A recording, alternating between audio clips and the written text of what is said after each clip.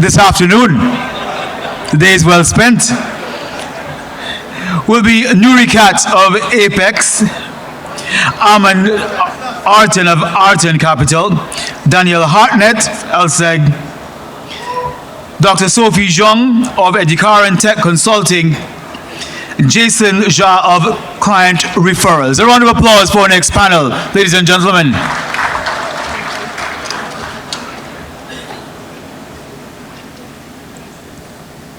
Of course, yesterday the question was asked, what should happen to the programs come to an end? And the resounding answer was, the programs will not come to an end because of the work that we have been doing. Ambassador Jeffrey Hadid, of course, will elucidate on those issues with the panelists this afternoon.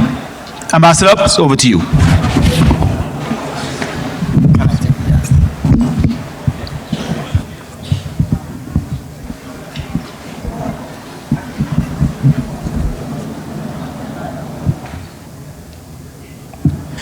Good afternoon, Armin, Nuri, Sophie, Jason, and Dan. Good afternoon, everyone. Can you hear? Okay, now. What I'd like to do is first ask each of the panelists to just do a brief introduction of themselves and save me the work on that. So I don't know, over to you, Armin. Do you have a mic? Or? No. Okay. Just a brief introduction. Hello, everybody. I know it's difficult to come back after lunch, so we don't want to repeat. We've been on that stage a few times. My name is Armand Arten from Arten Capital. I've been in this industry for more than 20 years and extremely happy to be in Antigua, a country that I discovered more than 15 years ago and heavily invested soul and passion and investments to make that country great. And that community has grown from a couple of people to this audience, thanks to the leadership, thanks to the unit. Extremely happy to contribute with any insight that I have to this panel. Thank you. Hi, I'm Nuri Katz. I introduced myself just this morning, so I'm Nuri Katz, Apex Capital Partners. I've been in the industry for over 30 some odd years. I think most of you know me because I speak too much, so I won't speak too much right now. Go ahead.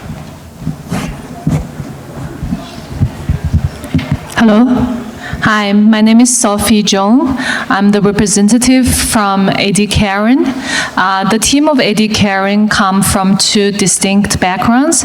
One half of us are coming from the IT and IT infrastructure, and the other half of our team coming from family office services. So the CIP is mostly related to our family office service that we provide to our clients, including citizenship planning, tax planning, asset management, but of course that we incorporate our specialty and expertise in IT part to enhance the experience of our clients. And it's my great honor to be here and to share my experience with the CIP program. Thank you. Hi everyone, I'm Jason from Client Referrals. Actually, I have been in IT industry for 5 years before I joined the immigration industry, but I love this industry, okay? This is the first time I come to Antigua and the Caribbean. Thank you for the organizer, CIU. This is a wonderful event. 大家好。 Hi everyone, Dan Hartnett, representing London Stock Exchange Group. We do actually run the London Stock Exchange on behalf of our UK government. However, I'm not in part of the division. I run our enhanced due diligence business globally. First time in Antigua as well, actually, loving it. Looking forward to coming back with my family next time, but looking forward to a good panel. Thank you, everyone. Thank you for your brief intros. Just to be clear, this panel is going to be discussing matters regarding balancing commercial interests with program integrity and sustainability, addressing emerging market challenges through collaborative industry approaches, integrating environmental, social, and governance ESG principles into investment migration, technological solutions for improved efficiency and compliance, and building robust public-private partnerships to strengthen the industry. We have a few questions. I may auction the questions to you guys so that you can pick what you want, or I may direct some specifically. So the first question is in regard to balancing commercial interests and sustainability. How do you ensure that the commercial objectives do not compromise the long-term sustainability and integrity of the investment migration programs? And what mechanisms can be implemented to detect and prevent practices that may erode trust in the sector? You would have heard yesterday that there's a lot about regulation, and we have a new regulatory body that's being established and will probably be implemented by the end of the year. So, Armin, you want to take a first stab at that? Yes. So,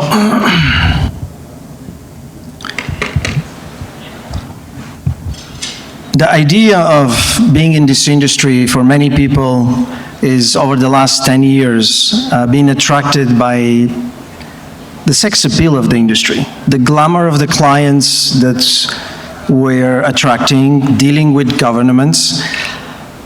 And unfortunately, that has attracted various people from various industries, not necessarily having a legal or financial background. Those that have been for many years in this industry know that it's a long game. It's not a marathon. I'm sorry, it's not a sprint, it's a marathon. So in order for us to sleep well at night, and how do I balance, is I do not look at the quickest, at the most payable options available, because in the long run, I know it will affect my sleep. And my sleep is more important than my gain in my account. And as a company, we always look at the long-term objectives of our clients, of our relationship with the government. And if it's too good to be true, as somebody making you an offer is probably not the right thing to buy or to offer to your clients.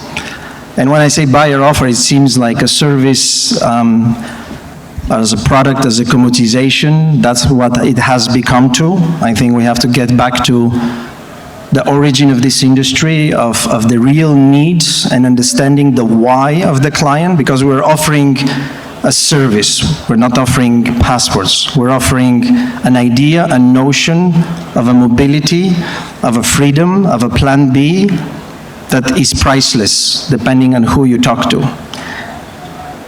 And I think that through regulation, through, unfortunately, the need of cleaning some bad apples in the industry at different stakeholders is the only path forward to bring the credibility to this industry that is maturing. It happens in every industry, so I think it's just a normal stage of growth. But I'm extremely happy where we are. And I think that whatever you have started last year, you need to continue and go deeper in order to really bring the credibility that international partners and people in this industry that want to work and be in this stage in 20 years need to see happen. Well, I think in the Caribbean, when we talk about regulation, we talk about how we're going to be regulating the service providers, how in a way we're going to be regulating the government and so on.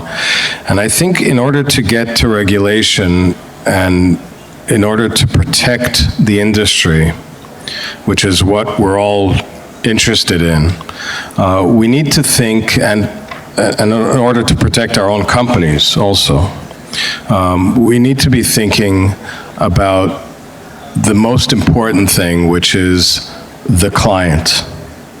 If we need to think about how we are protecting the interests of our client.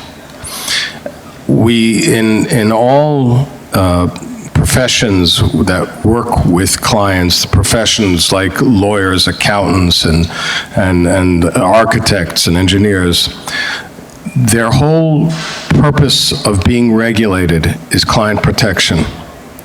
And as long as we are thinking of the client's long-term interests, and we are being honest with the client, and we're thinking of their interests more than we are thinking of our own interests, then we will be able to provide a good service. The industry will be able to function correctly, and obviously function for a long term. So I think that one of the things that we haven't been speaking about, and we had a session yesterday, and during the rest of the next day and a half, I really think we also need to think about how to protect the interests of our clients, not get them into products that are too good to be true because they're too good to be true, not think about just how they may save a few bucks here, but also their long-term interests. If we concentrate on that and watch that carefully, I think we're going to be in a much, much better position than we are today.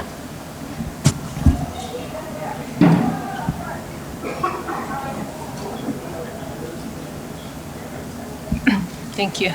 Thank you. So I know that we have many questions that are going to cover several aspects of the program, but just to talk about the innovation and integrity of the program, there's just one point that I want to add at this point, is the efficiency of the due diligence process. And of course, that I agree with all of the regulator and all of the chairpersons from the CIU that the quality and the process of the due diligence process shouldn't be sacrificed in any way, but the tools that could be used to enhance the efficiency and the accuracy and precision of the due diligence process is always readily could be utilized. For instance, I think in many of the bank institutes, they have already applied those AI-assisted anti-money laundering tools.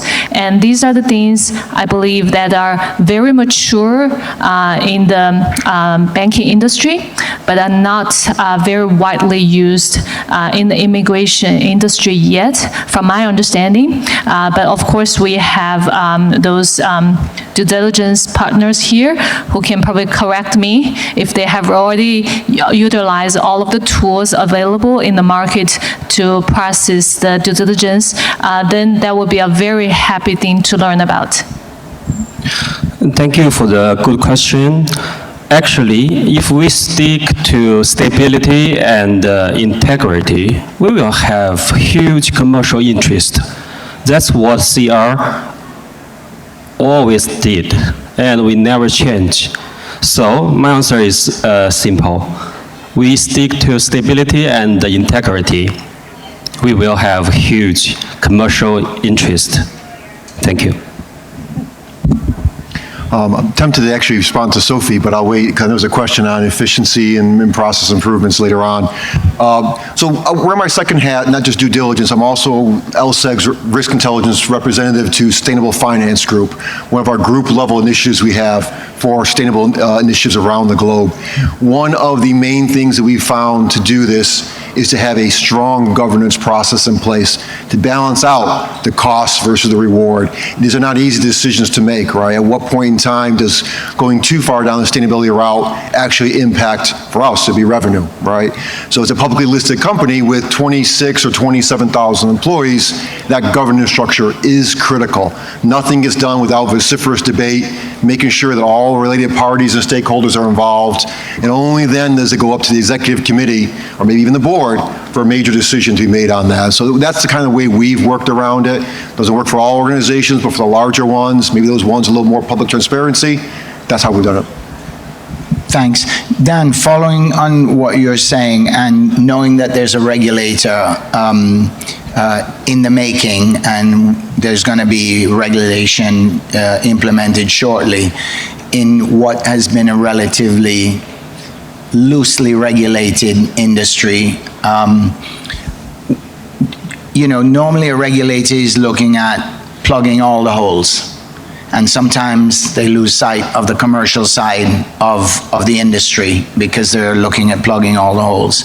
Do you think there is space and place for private players like yourselves to be involved in supporting and helping in developing the regulations so that the balance can be kept. Yeah, I'm a true believer in a long-term private-public partnerships because I'm on the private side. One, two is I have realized that it doesn't matter the size of the country, there is always a limitation of what an administration can and cannot do. And when a country realizes where the extent of their capability is and engage the right professionals selected in the right way, to extend the reach of that country in different matters, renewable energy, citizenship by investment, technology, is the right pathway. I live in the United Arab Emirates where the leadership have quickly realized where is their limitation, and they have gone and hired and partnered with the best of the best in every different sector, from hospitality to tourism to finance.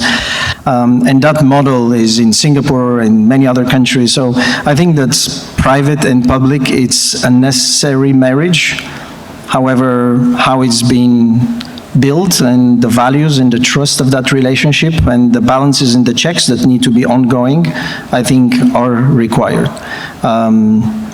And yeah, I will invite this regulatory body to set up the prenup between this marriage and a clear set of rules so everybody knows, what is expected from them. And when, somebody cheats, they need to have the power and the ability and the law enforcement to really penalize. If you create a regulation without enforcement, it's just a noise, it's just a distraction, it's a sand in the eyes of people that you want to say, I'm doing something. But once you take action followed of things that you discover is, I think, the real proof that this regulatory body has a real power. And again, I would invite the regulatory body to do due diligence the same way as on our clients, to do it on everybody in this room. I think I've been saying that for a very long time. Small countries don't have necessarily the capacity to evaluate the same ways that you have realized you need external due diligence like him to vet clients. You need to vet everybody in this room the same way. I bet the percentage will not be entering, but. My friend Armand and I, about 15 years ago, I know he doesn't like admitting that he's my friend, and now he's going to hate me even more for what I'm about to say, but about 12, 13, 14 years ago, we thought about regulating the industry and how important it was back then, because we had the experience in Canada even before of how regulation came into being. And we tried as a private people to create a regulatory body. And in all honesty, we failed completely. We tried, we really put our efforts into it, and it didn't work. And part of the reason that it didn't work, and by the way, others tried it privately, and it didn't work.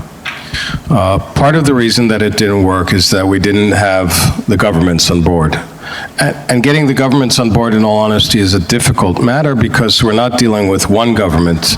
In Canada, which I talk about all the time, to get some regulation into this industry, it took us years and years and years, and that was just one government. Here we're talking about not only the governments of the Caribbean, but if we're talking about regulating this whole industry, then we can even be talking about governments in the Pacific and governments in Europe, and maybe we in the Caribbean might be the pioneers in actually establishing a regional body. Yeah. Absolutely. But I think, so in Canada also, when regulation came into being, it was driven actually by the private sector, and eventually the government finally bought into it. And then they tried to take it over themselves.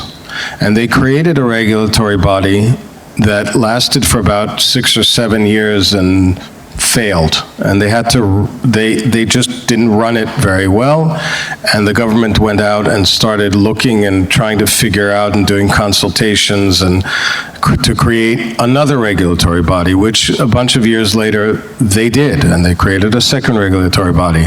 That regulatory body worked for a few years and again failed. And now in Canada, they're on their third regulatory body. And so that's because they've been trying to do it on their own without the assistance of the private sector.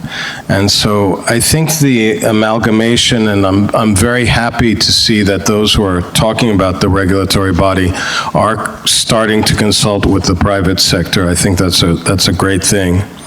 But I hope that continues, because the challenges here in regulating the industry is we don't even know what the word regulation is. Are we regulating the agents? Are we regulating the international agents? Are we regulating the governments? How do you regulate governments? The challenges are immense, and I do hope that this will be a collaborative affair and which will continue on for years. We're always going to keep getting better. So I think we're in a good place also, as Armand said. Sophie, I want to change the direction of the conversation a bit, because you are from a technology background. How do you see technology transforming this industry, the due diligence processes, the processing of applications and whatnot? How do you see technology playing out, and also serving the regulator when it's established? Okay, so there are different layers that the technology could assist the program and also the country in general. So on the basic level, I think everyone is seeing the transformation of digitalization of the program. It's rolling out in every country, basically. And so we can see that the unit started to utilize the portal in a more effective way for the clients and for the agent to track the process, and also to verify the documentation. And that's usually the basic level of digitalization. And then I think that in the background, they're also utilizing different tools, especially AI-assisted tools, to streamline the process, to process the documents, and also to run preliminary due diligence. And then there are another layer that I don't know if any of the units are doing to further utilize these tools to promote and to deepen the influence the program, is how to further interact with your existing clients. Because in many of those big IT companies that we know, that they always have tags on each individual of their clients.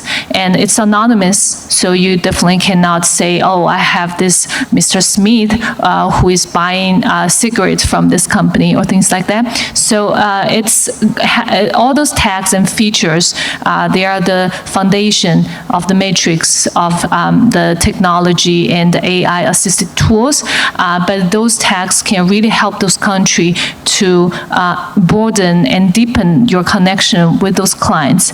And this is something that I think all of the countries should consider about exploring after you finish the whole process of passport application.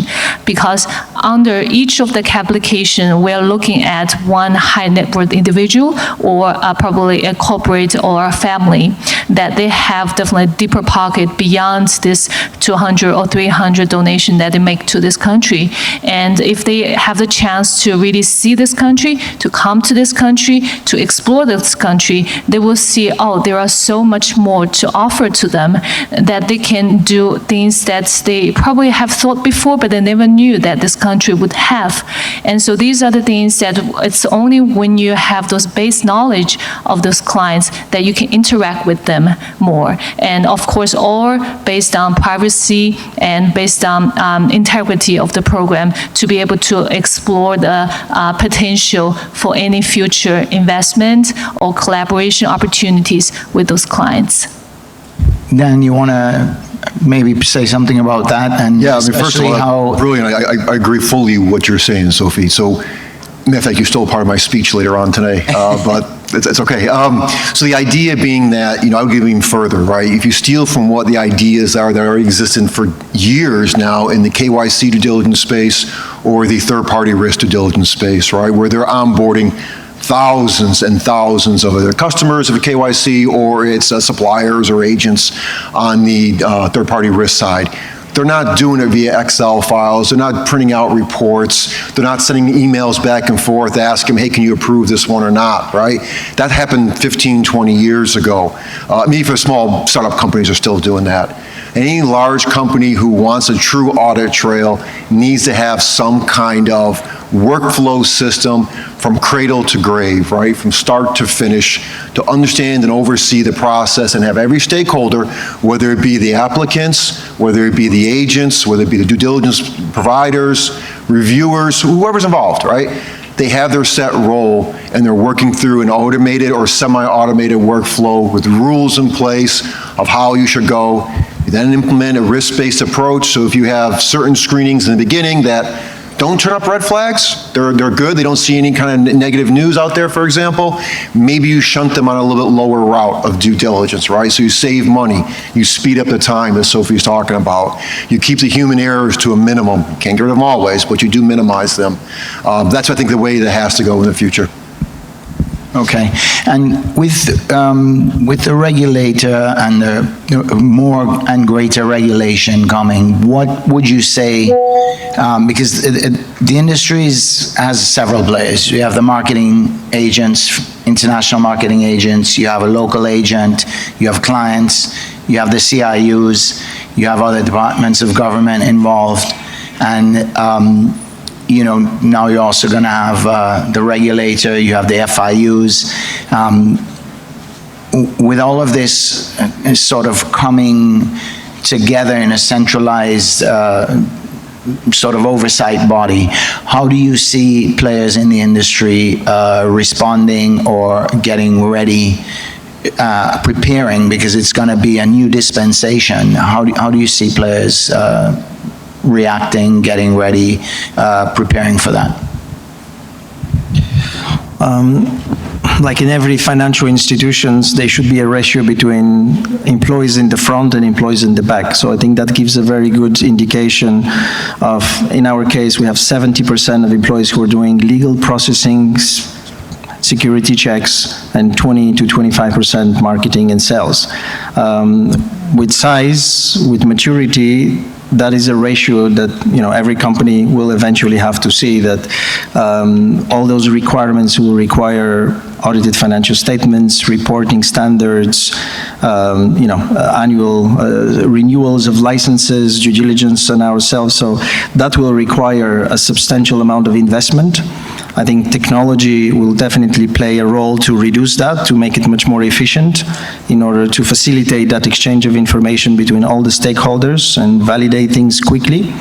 But at the same time, cannot be too quick, because that will lose the credibility of the process itself. So it is a difficult balance. It will be an expensive exercise. But again, if you're in it for the long term, it's a short-term necessary pain if you want to be in that game for long term. Jason, you want to add? Okay, yeah. About the regulation, really, we think we should do more partnership. We call it PPP, public-private partnership. More players should be getting involved, because we have authorized agents, international marketing agents. We have, you know, in China is a very big market. Past few years, we can see one program rised up so fast, but it went down faster. So many things happened so many times. So maybe we CIP countries can cooperate more. Maybe all the stakeholders could get involved in, and some companies could be the advisor, because in China, other industries, we can see that the government will ask a commercial community to do some like market research. So from the market to the service provider to the government, I think there should be more partnership. I wanted to just say something about that, about actually partnerships. We are already in an industry that is really, at the end of the day, all about compliance and due diligence. Some of us are regulated in many different countries and regulated in many different ways, but just sitting here and looking out into the walls around here, the sponsors here, I see 1, 2, 3, and another one that doesn't have, five due diligence companies. And that's incredible. It's half the sponsors are due diligence companies. I can't imagine another industry where due diligence and compliance is such an important part of the actual industry. And there's a lot of room in other industries for all sorts of, let's just say, monkey business. But here, due diligence and compliance is such an important part of the industry and is being dealt with by the top companies in due diligence in the world. You can't find bigger, more important companies in the world in due diligence than the ones that are here now. So I think we're doing an amazing job already as an industry of managing the compliance and the risk aspect. I think that we just need to work on, with the regulator, on sort of massaging the rules of the road, massaging how we should be behaving in terms of client relations, government to government relations, government to private business relations. But in general, we should all be amazed that even in what we are in our attempt to regulate better, that we have to concentrate and be on the fact that all of the compliance aspect is there already. We just need to sort of massage and put things together in terms of how the players interact with each other. Sophie, you want to say something about that? I think I can cover some other questions. All right. Where do you see the industry in, say, 5 years, as far as it relates to CBIs in the Caribbean? That's for you guys. Okay, can I say? Yeah, go ahead. I think Chinese market, because I'm from China, I'm only in charge of Chinese market, so I can only say something about Chinese market. Chinese market will be better and better because after the economy adjustment end, we are going through this. More and more high net worth individuals from more and more high-tech industries. For example, AI, electricity vehicle, and so on. We will have more clients, have more demands, because for past several years, more and more Chinese will travel more often than before. More and more Chinese will study abroad. Their children will study, will travel abroad, will do business abroad.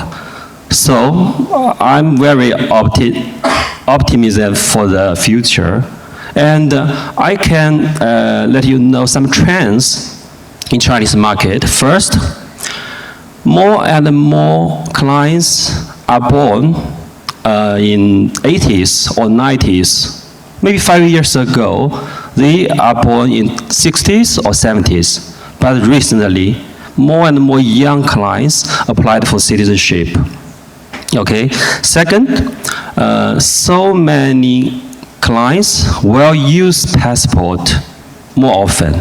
Before, so many Chinese clients will put the passport in the safe. But recently, no. I went to Ukraine in January with my friend. Okay, I applied a visa. I used my passport and a visa, but he got an Antigua passport. He travels so smooth.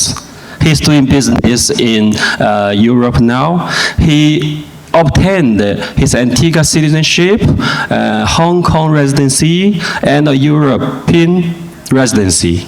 And that's the third trend. So many high net worth individuals will obtain multiple residency or citizenship to use. Yeah, so that's my opinion.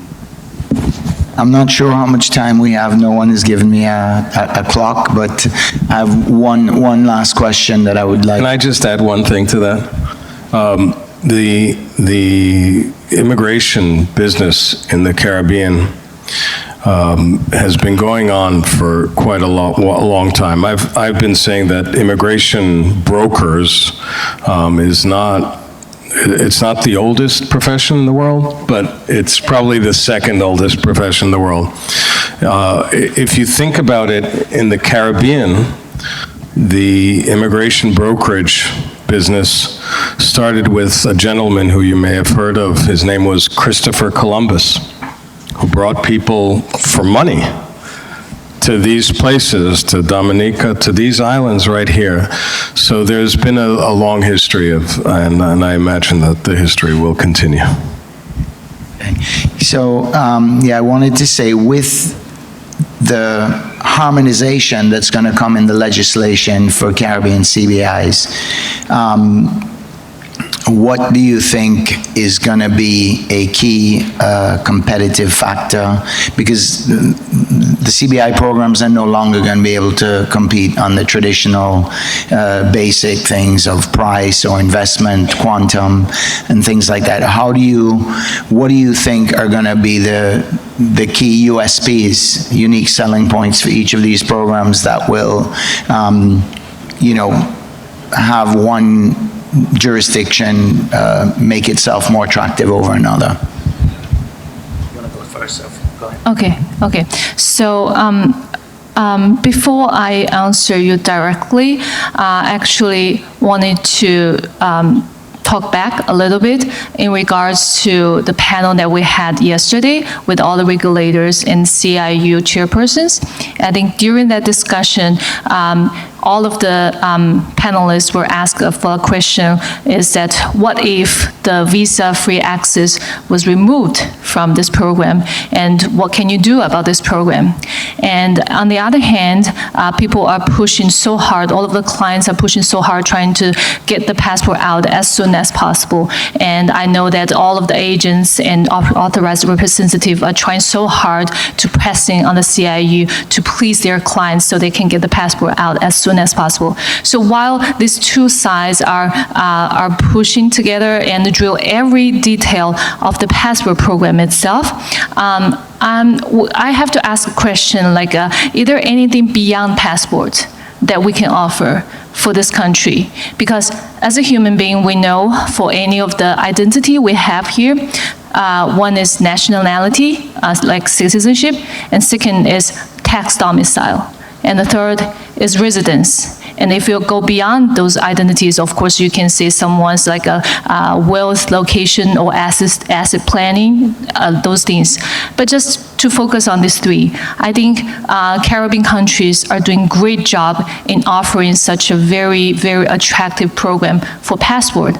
But we haven't gone anything further to that, to extend to like tax domicile and residence. And that comes down to a topic that I found haven't been really talked about during this summit, is the genuine link to this country. And when we first were introduced to Antiguan program, we noticed that this is the only country that has the 5-day residency requirement in the program. And at that time, when we first were introduced, we were complaining to Mrs. Donovan, saying, please, can we just drop it? No one has 5 days, okay? No one has 5 days to come here.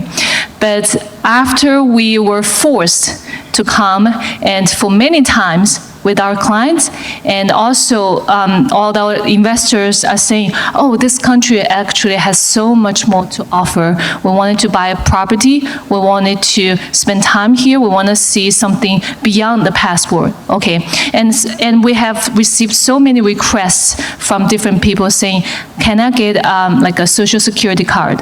Can I get a driver's license? Can I get a bank account? Can I get a tax ID? Things like that. And sometimes we have to say, I'm so sorry, this country doesn't even have a tax ID. And so that's why I think there are several things that we probably can explore in this country beyond the passport program, saying if we have a flat tax scheme for those clients who wanted to build genuine link to this country. let's say we charge them 100,000 flat tax per year. But with that tax payment, you are basically get the equal rights as those employee in this country who pay for those statutory obligation, who will receive their education levy, those medical benefit, and you can enjoy the same benefit, but you genuinely contribute to this country by paying tax, and you're having some genuine link to this country. And then, of course, going beyond that, if you're willing to stay, let's say, 30 days, 60 days, in this country, personally, physically, and then we can have even something more, like we can have some company for you, and we can have some even further program that can make sure that you are really someone who live here. Just like Cyprus, now they don't have any passport program, but if you stay in for 60 days in Cyprus, you can be considered tax resident in Cyprus, and you can enjoy all of the tax treaties that they're having with all of the countries. So I think there are so many things that we can explore beyond the passport program. So in that way, we won't panic. Even if we don't have that many visa-free access, there are still things that we can really explore and make sure that people are genuinely contributing to this country. So that's just some thinking some thoughts that we have. Yeah. The one? Well, my prediction about the industry that is going to flourish, we are at 60 million millionaires around the world, and per year this region does not service 0.0001%, 6,000. So I think that we're far away from saying that we have reached a maturity in our demand. The demand is yet to come, and the demand will come from not traditional places like China and Middle East and Iran and Russia. It will come from United States, from North America, from Europe, from South America. I think the geopolitical situation around the world will create a new wave of new demand that will not be maybe mobility. It will be maybe a doomsday relocation in a paradise island. It could be taxation. It could be retirement. So I think we have to reinvent. We have to look quickly, adapt quickly. We have to think about a different revenue model. Currently, everybody makes a lot of money one time and nothing after. We need to build a relationship with this client, offer other services than one-time transactional relationship. And you need to rethink your marketing, definitely. Can't use the passport visa-free, can't use the mobility and the access as the only play. That's a very small niche of the market. You have to think outside of the box to reach out to new markets, because, as I said, we haven't even touched 90% of the people yet.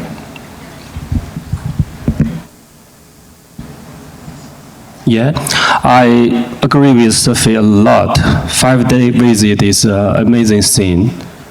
First time I come to Antigua, but after I go back to China, I believe I will let more people know 5-day visit is the best thing for Antigua CIP. And I also expect that there will be paperless for case processing. Because as Patrick Peters said, case processing is the best marketing. Yeah, if all CIP is well, paperless for case processing, it will have good marketing, it will have good commercial interest, no doubt. I'll just keep it very short, I know we're running up on time, but from a due diligence perspective, what we're hearing from other CBI clients outside the Caribbean is data security, data privacy, right? Where is the data of these ultra-high net worths individuals stored? Who has access to it? How's it being handled? What is the governance over that? Just making sure that it doesn't leak out inadvertently. It's becoming increasingly a concern I'm hearing from more and more, and I think that can become a USP ultimately at the end of the day, is that if you have good governance in place to handle the data privacy, making sure it's not going where it shouldn't go, that the servers are in secure locations, that I think becomes a differentiator, because a lot of companies or countries don't have that.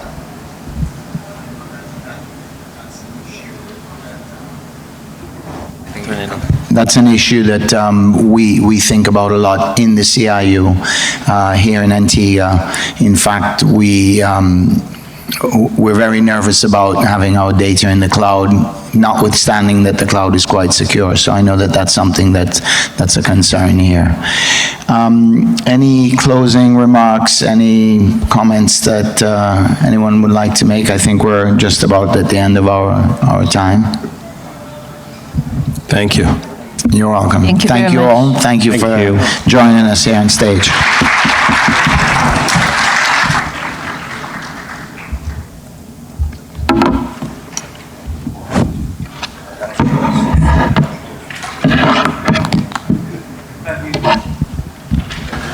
Thank you so much to Ambassador Jeffrey Hadid, and of course to all our panelists. Another round of applause for our panelists this round. Of course, the challenge still remains: how do we make our due diligence programs more effective? Of course, they maintain the integrity of course, the program in the host countries, and of course, work to the greater benefit of those applicants. It's now time to break for lunch. I suspect that you will applaud for that as well. We have about an hour and 15 minutes for lunch. We'll resume at about 1:20 for our next panel. And so, of course, in the same area you got your coffee break earlier is where we will serve lunch. We'll see you back in about an hour and 15 minutes.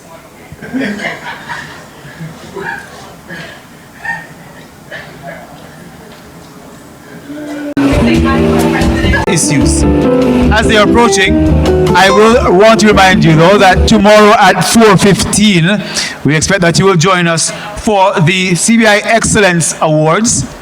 That of course to reward, award, applaud the brightest and best in our industry.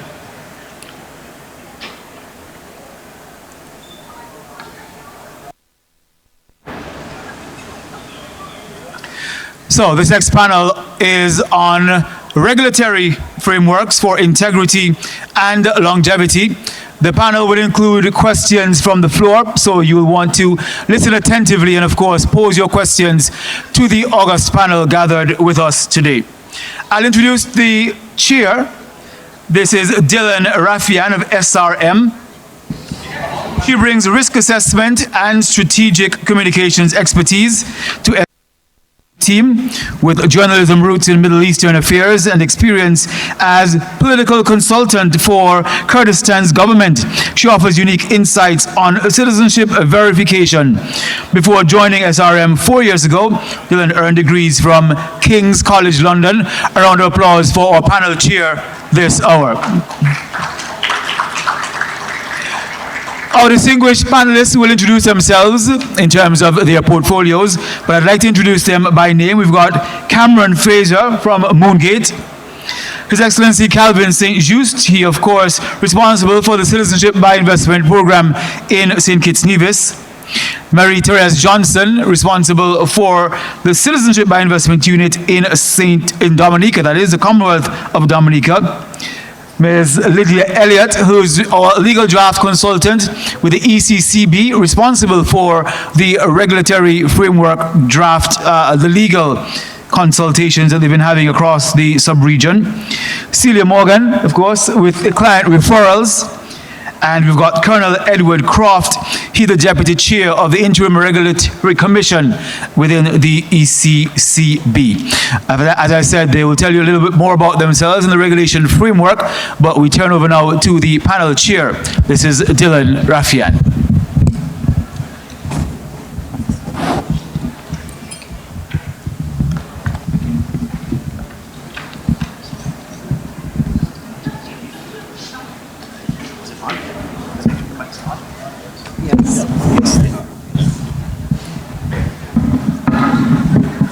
Hi.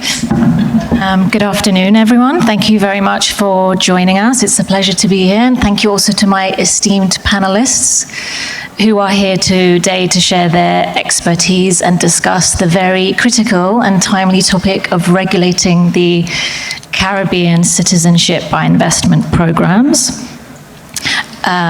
This has been at the forefront of many conversations in the industry in recent times, and no doubt will continue to be the case as progress develops. An initial draft a draft law is expected to be ready for review by government officials at the end of next month. Some say ambitiously, the goal will be for the bill to be passed and enacted by all Caribbean programs by the end of this year. As the Attorney General of St. Kitts said in his address this morning, we are certainly in a new era of CBI. To start our discussion, I'd actually like to take a little step back, if I may, and first ask Ms. Lydia Elliott why regulation is so important at this juncture, and what the intended objectives are of a regulated industry. Thank you, Madam Moderator. Good afternoon, everyone. I think a regulator is required every time. At this juncture, as we heard this morning from the Honorable Attorney General of St. Kitts, the CBI program has been in existence in some jurisdiction as far back as 40 years ago. And with that, those who are operating the program would have experienced a number of changes in the legislative framework. There are a lot of amendments. I had to go through them, and it was a challenge. In addition to that, the program, as I indicated yesterday, is also a significant source of income for the member states. And we heard that again this morning from the Honorable Attorney General when he spoke about 60% of their income comes from that. At one point, that was what it was. That percentage has reduced. We also heard from St. Lucia and the Antigua, the Honorable Prime Minister of Antigua as well, in terms of the percentage of the income from that. Currently, well, I think maybe it's the time where we see the program has faced a lot of challenges in terms of its operation. Operation in terms of the players, the key players. And there's need to ensure that we have a proper system in place for its sustainability and for the satisfaction and the confidence of the investors and our international partners as well, and for the general public. So I don't think there's ever a time when regulation is not required. And with the impact of the industry in the member territories, it becomes very important that we continue to regulate as we consider necessary. Thank you, and yeah, I think you're right. There's no time where it's not necessary, and the time is now.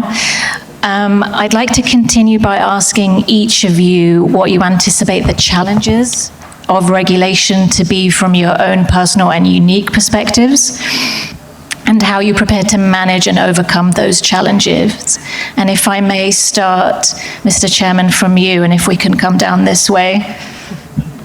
This is something that was, to some extent, discussed yesterday at the VIP event. Maybe you want to touch on similar themes.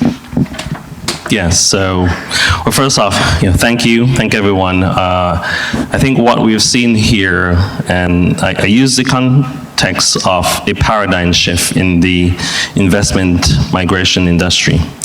And within a paradigm shift, there is going to be a level of oversight and guidelines. And we are seeing this happening now. Some of the individuals here in the room have been in this industry for a very long time.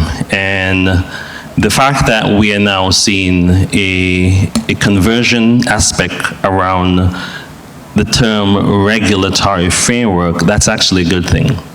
I think for us in St. Kitts and Nevis, and you would have heard the learned Attorney General this morning in his impassioned speech in regards to the significant aspect that the CBI plays for our GDP.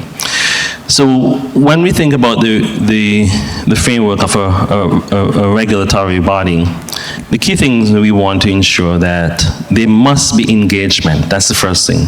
We, as I said before, we have seen the good, the bad, and different things. So there must be continual engagement with the CIP heads, and that's critical.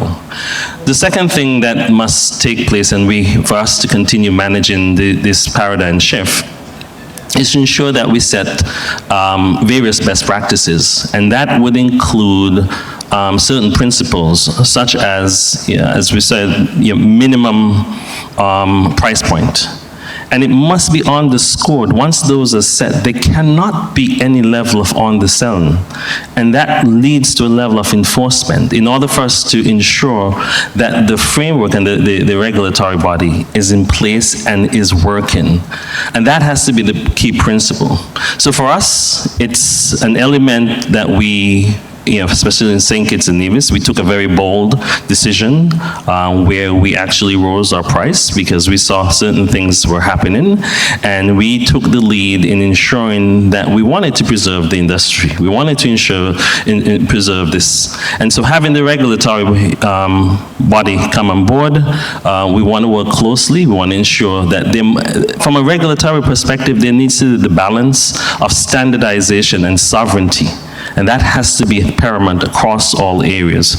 So I think we continue to ensure that there's dialogue, which we're having now. We continue to ensure that there is certain core principles that we all abide by, and then we ensure that the corrective actions are taken appropriately. Ms. Johnson. Thank you for having me here. One of the challenges that I see is how do we as small island states compete against the global stage? And in order for us to do that, we needed to come together, and we have done that by signing the MOA. What is important for us to do is to make sure that we stick with all the terms that have been articulated in this. Already, many of the jurisdictions would have fixed their pricing, the minimum pricing at $200,000. So it's just left for us to continue with the regulator, to stick with the regulator so that we make a clear distinction between all of the programs around the world, that we are regulated, we are highly regulated, and this is what it's going to be. So basically, sticking to the regulations, making sure that there's integrity in our programs, and so that our international partners can have confidence in those programs. Thank you. Good afternoon.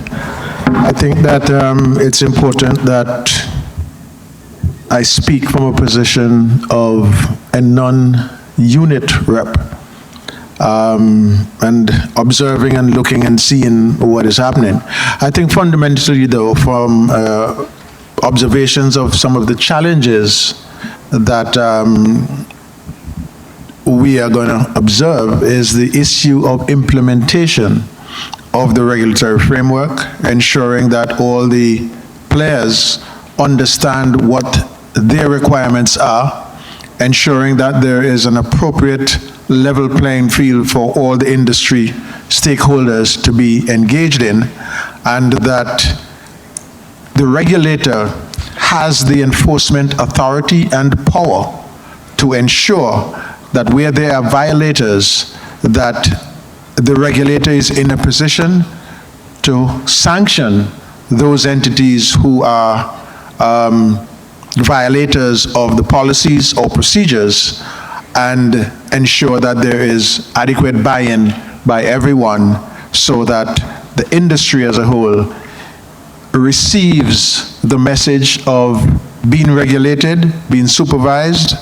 Notice that I said regulated and not overly regulated, so that the industry has the opportunity to flourish, to compete at the global setting, and ensure that the region has a piece of the pie that allows for the type of continued development and economic activity within our states to be continuous, to be sustainable. And we also have to ensure that, as the Prime Ministers have so very well articulated the value of the program, I think that message needs to be sent out to all the stakeholders. I also think that there is value in that particular message, and as they would have articulated, that there are others who need to take that message format out.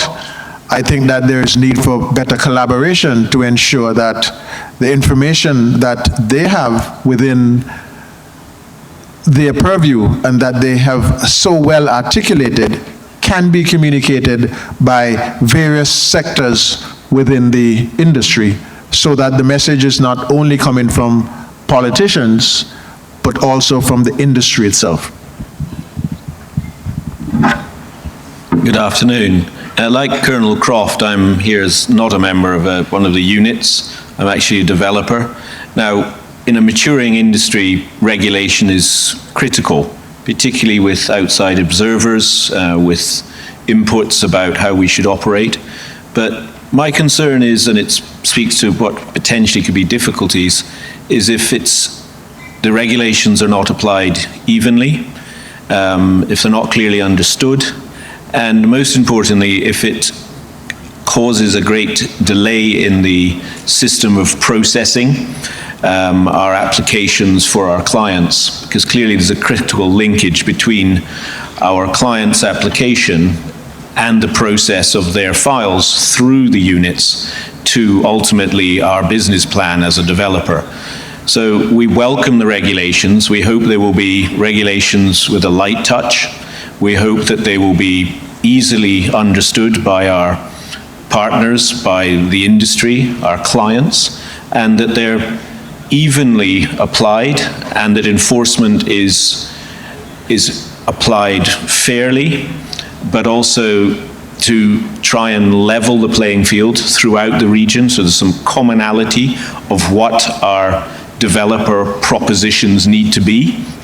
So it's clearer to our clients and our selling partners, our marketing partners, what the proposition is. I think with the 5 different jurisdictions, there's quite a bit of difference in the real estate offering, and I would welcome some sort of standardization. If the regulation causes a great delay within the citizenship by investment units, I think developers who are using this as a route to market will find it problematic. Clearly our business model is around leveraging our perhaps previous success and then using the citizenship by investment option to pay ourselves back when the project is finished.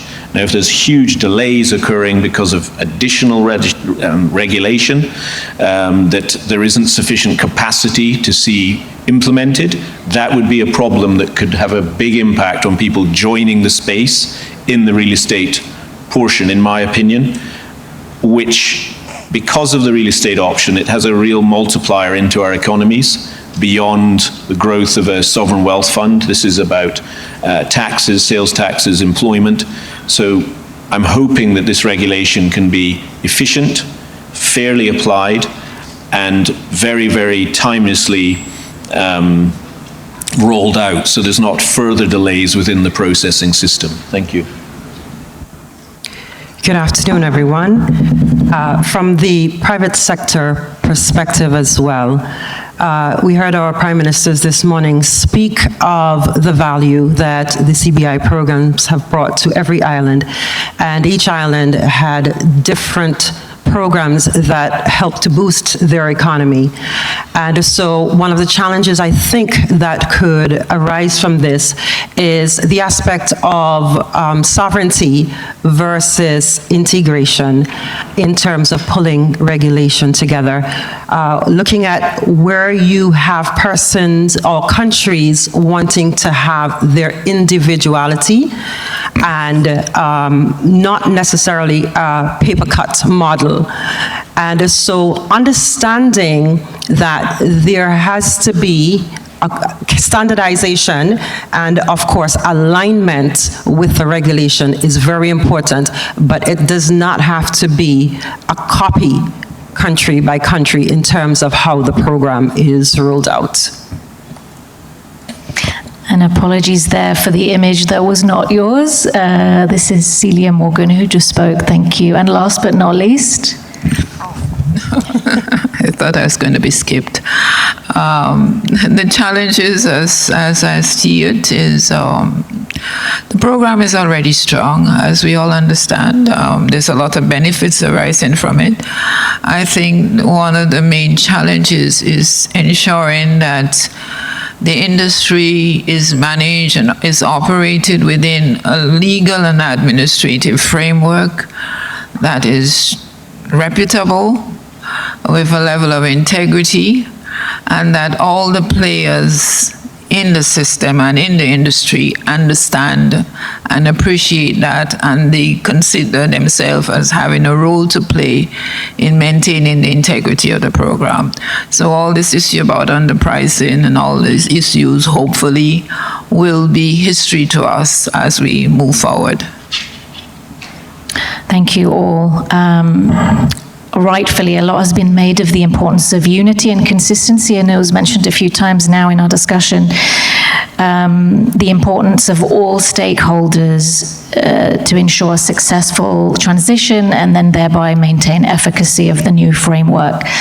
My next question is open to anyone who wants to take it. How can Caribbean nations effectively harmonize their regulatory frameworks to promote consistency, reduce risks, and enhance the global reputation of their CBI programs? Want me to start? I think we need to, within legislative language, harmonization is a situation where we say we have a model law and we circulate it for everybody and they adjust it as they consider necessary. So they tweak it to address their own particular situation. In our case, what is being proposed is not necessarily harmonization. There will continue to be harmonization at the national level, whereby the legislation we would ensure that the legislation, the minimum requirements remain in the respective legislation, and the respective countries manage their respective legislation. But at the regional level, it is not necessarily harmonization, it would be uniformity, whereby you have a single entity with the same provisions existing in respect of every country. So uniformity at that level will seek to ensure that standards are set, regulations are circulated to the respective units. There is a licensing program for all the players in the market, the authorized agents, the marketing agents, due diligence firms, and that will be managed at the regional level. That will be overseen at the regional level by the regional regulator. So in essence, it will definitely enhance the regulatory framework, the existing framework that we currently have. It would bring some level of confidence to the average person on the ground to understand that we have a system that is well regulated and it has a particular objective in terms of maintaining its sustainability for the welfare of everyone. So I think it will play a significant role as we move forward. Anyone else for that question?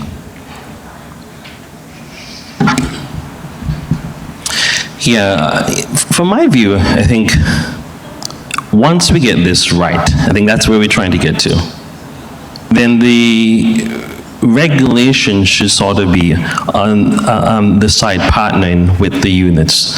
I think the conversation we're hearing, I think maybe to some of the individuals who've been in the industry, is the regulation from a forefront clouding the aspect of the reasons why applicants perhaps are interested. So we have to ensure that it is demonstrated as a collaborative partnership. So individuals can then make their level of investment based on what the attractive jurisdiction has. And so I think we just have to be, what we're going through now is setting it up.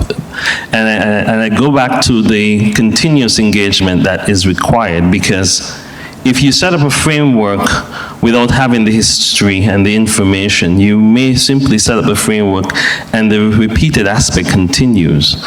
So we have to first have those continual dialogues, even to the drafting of the legislation, and having that commonality with the attorney generals in the various jurisdictions, which is happening, which I think is clear. But then, once we get to that final piece, the regulator should then be at the partnership with the unit as we move forward, so that the conversation isn't about the regulator, it's more around the investment opportunities and how we're using the investments. Thank you very much, Mr. Chairman. Ms. Elliott, you mentioned the importance of improving confidence on the ground in programs and how regulation will have a role to play. If we look a little bit further afield, what proactive regulatory measures can be implemented to address and mitigate international scrutiny that is faced by Caribbean CBI programs?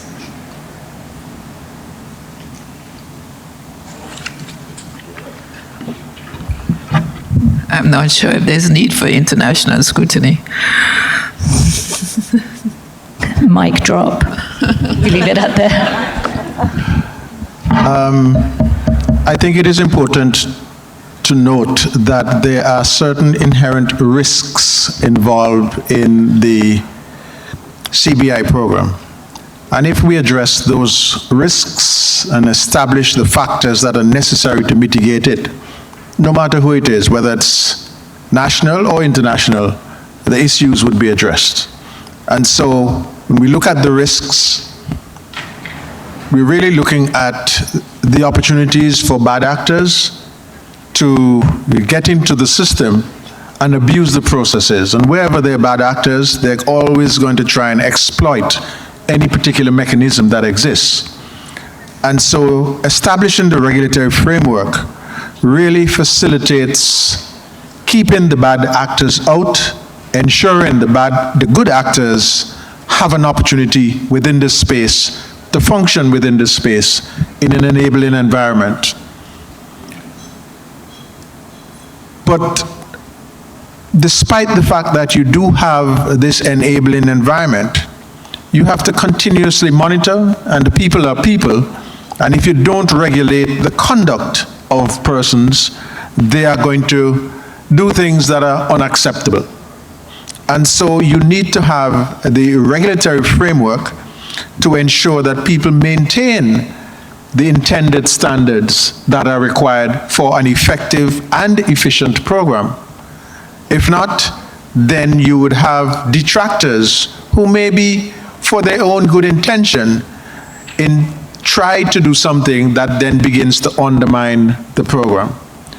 We would have heard from our respective distinguished prime ministers how valuable the programs are to the respective economies.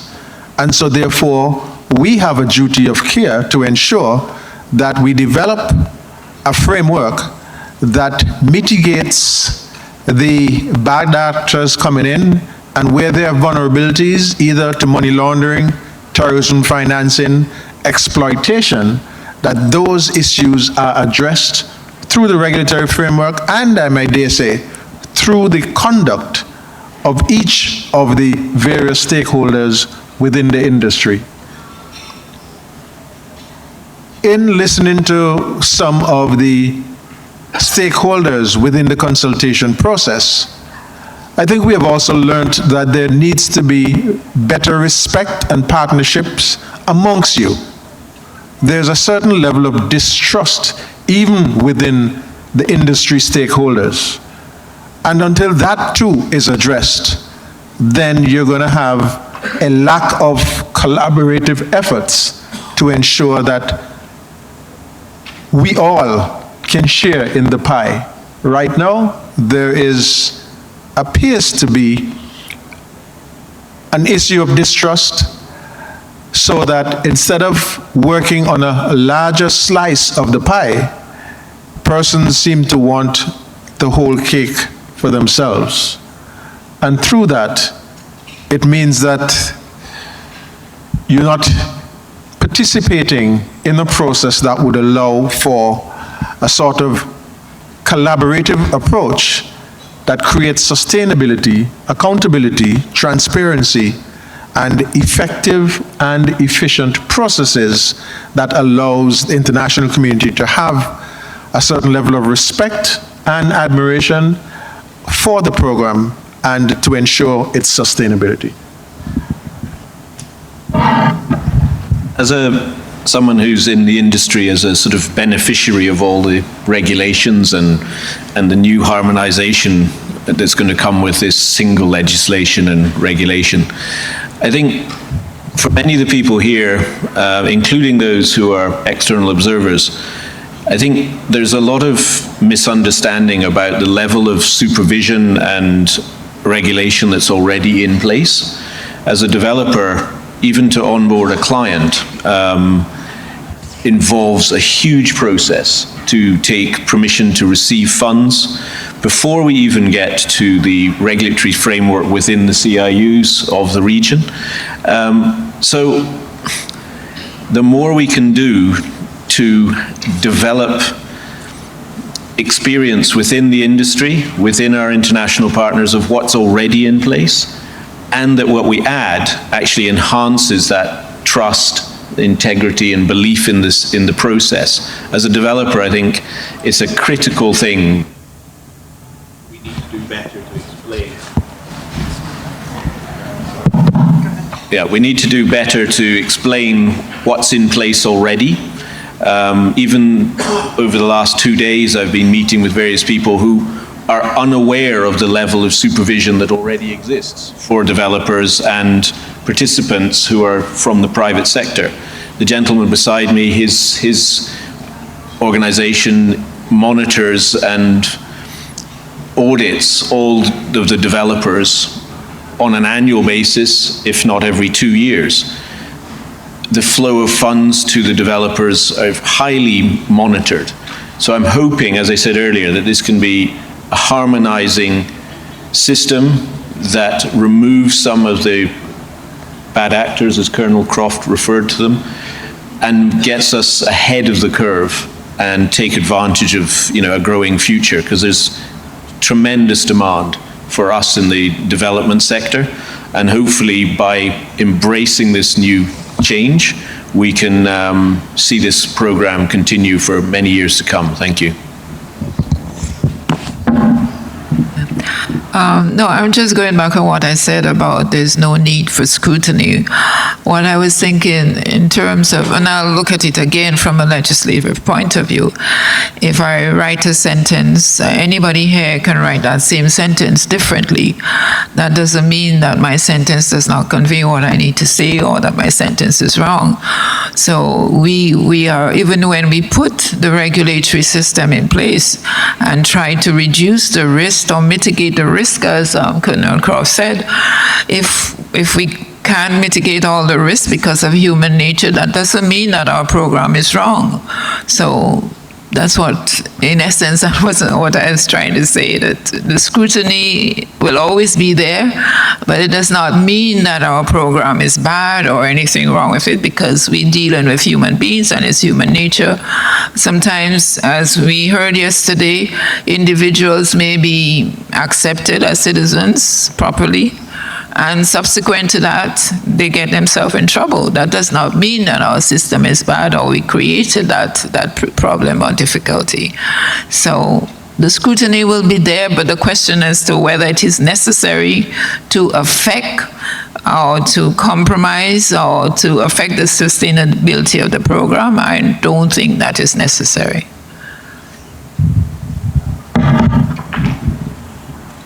I think, if I may share this point from the units, we are already self-regulated. So we have to start with that, because I don't want to give the wrong impression that we're not already being regulated. So we're self-regulated, and we heard this yesterday, where even the extent and the rigor of the due diligence that an applicant has to go through, it is extensive. It is to an extent where we are asking for quite a bit beyond. Even further, we partner with our internal law enforcement, whether it's our financial intelligence unit, our white-collar crime. We partner with our regional and legal law enforcement, such as our joint regional JRCC. So we are already self-regulated in regards to that. So when we hear the word scrutiny, we have to flip it upside down. Scrutiny is of an interest. Why? And what else can you do to de-risk the program? And we've had great partnership with our international partners who've extended in different ways their expertise to support and provide best practices because of the value proposition that they see. So I think the word scrutiny may be, on the flip side may appear negative, but it's really of how do you continue to de-risk the program, and with the layer of the regulatory framework, and I think we use the regulatory as, and those who do the taxes, it's a scare word, regulatory, oh my goodness. But it's the key word, I would say, it's the framework. And as long as the framework is built and we stay within those framework guidelines, then we continue to self-regulate and de-risk the program with continual input from our international partners who have an interest to ensure that there is a level of de-risking and minimal exposure for, as the Colonel said, those bad actors who may come in as good actors, and along the way they become bad actors.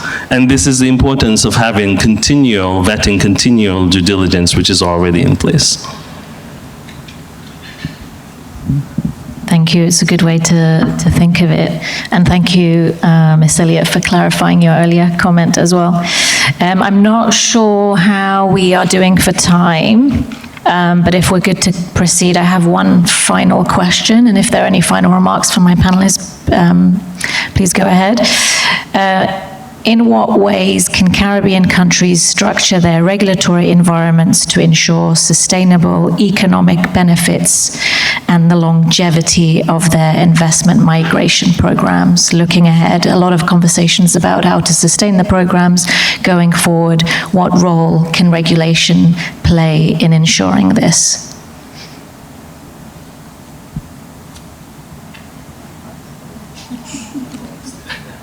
If any.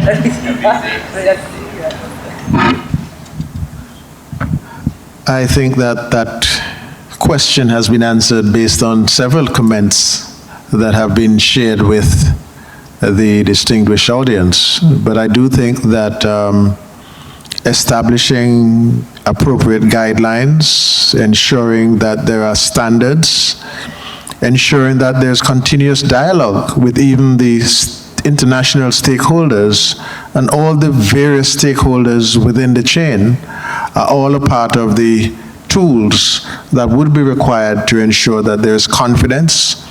I like what the Honorable Jew said in terms of maintaining the dialogue, and that is something that we'd want to build into the regulatory framework, that they keep their finger on the pulse, because risks are continuous and they change with various circumstances.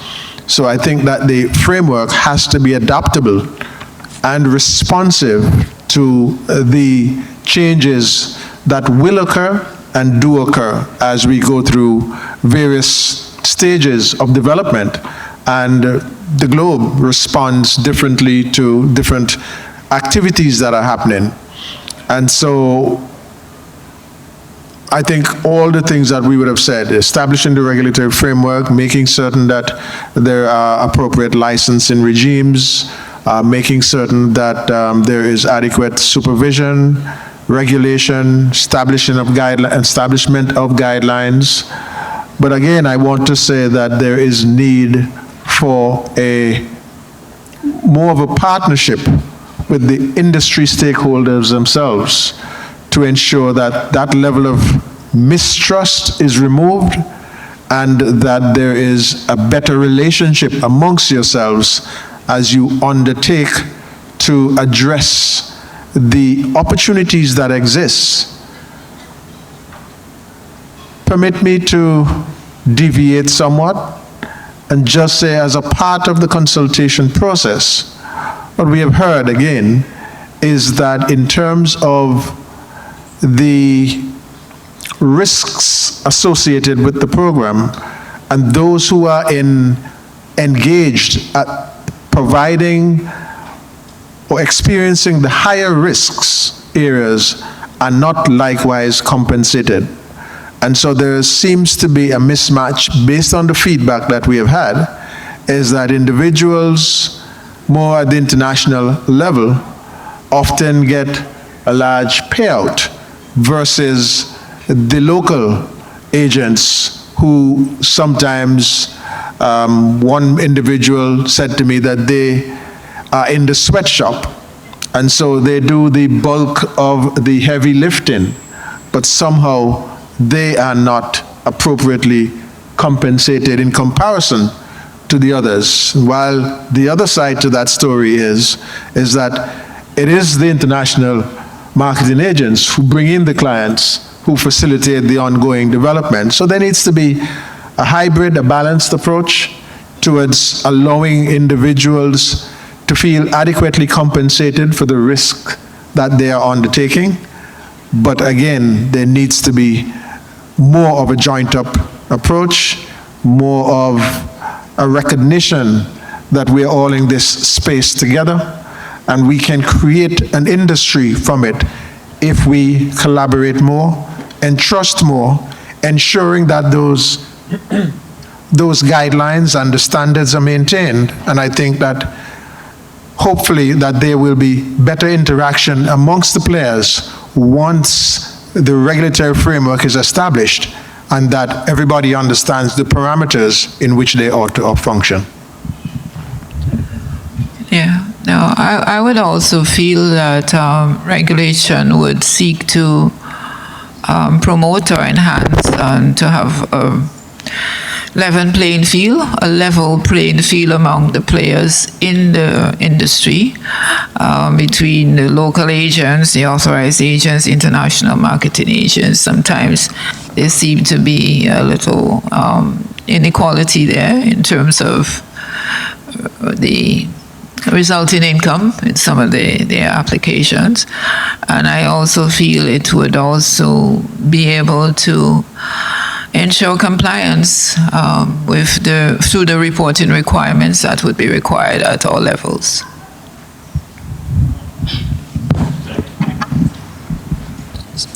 I think the key word you said is sustainability. For the CIPs, we have to continue to innovate and ensure that we are staying up to par with what's happening. This is a business. At the end of the day, we have to be clear that this is a business. And although we welcome the regulation, we can't overly regulate capitalism. I have to be very clear on that. So again, I use the word framework because this is a business and there's a capitalistic approach around it that's there. So we have to be innovative, and bring up new ways. For St. Kitts and Nevis, we recently launched a digital platform, Saturn, that created a high level of efficiency, but also we embedded a compliance aspect around it. So it gives us a framework along the area. Additionally, what we're seeing is the emerging technology. So there's a use of AI as another mechanism that will be used to ensure that we de-risk by using, and biometrics are other areas. So these are the key things in order for us to have that sustainability And I go back to, as I said, 41 years in this industry, and you've seen the change over a period of time. And we have to now realize, as I said, as I started off, the paradigm shift. And so we have to understand what the applicants are looking for. We have to understand what our stakeholders are seeking and ensure that they're staying within the framework. Speed, efficiency, integrity, ensuring that we have that level of governance, that we can process in an efficient manner, but not taken away from the importance of the due diligence, and we don't want to take that away. But we have to understand that it's a business element. So it goes where finding that right tune of balance, where we can provide a framework. That's the key word, but not overly legislate capitalism, because then we would have nothing to regulate. So that is the balance we must always consider as we build in this, this new world process in a regulatory component. Thank you very much, Mr. Chairman, and for all of your comments. As you rightfully mentioned, the industry has evolved so much since it was first conceptualized, and no doubt it will continue to do so. This time next year, when we're at the next CIS, I'm sure we'll be discussing how the issues have evolved by that time. Thank you to you all, and thank you for those in the audience and for listening. Thanks very much.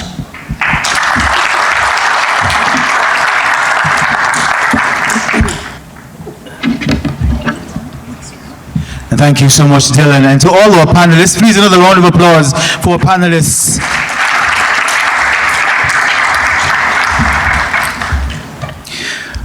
We've just got 2 more sessions left for today's proceedings, ladies and gentlemen.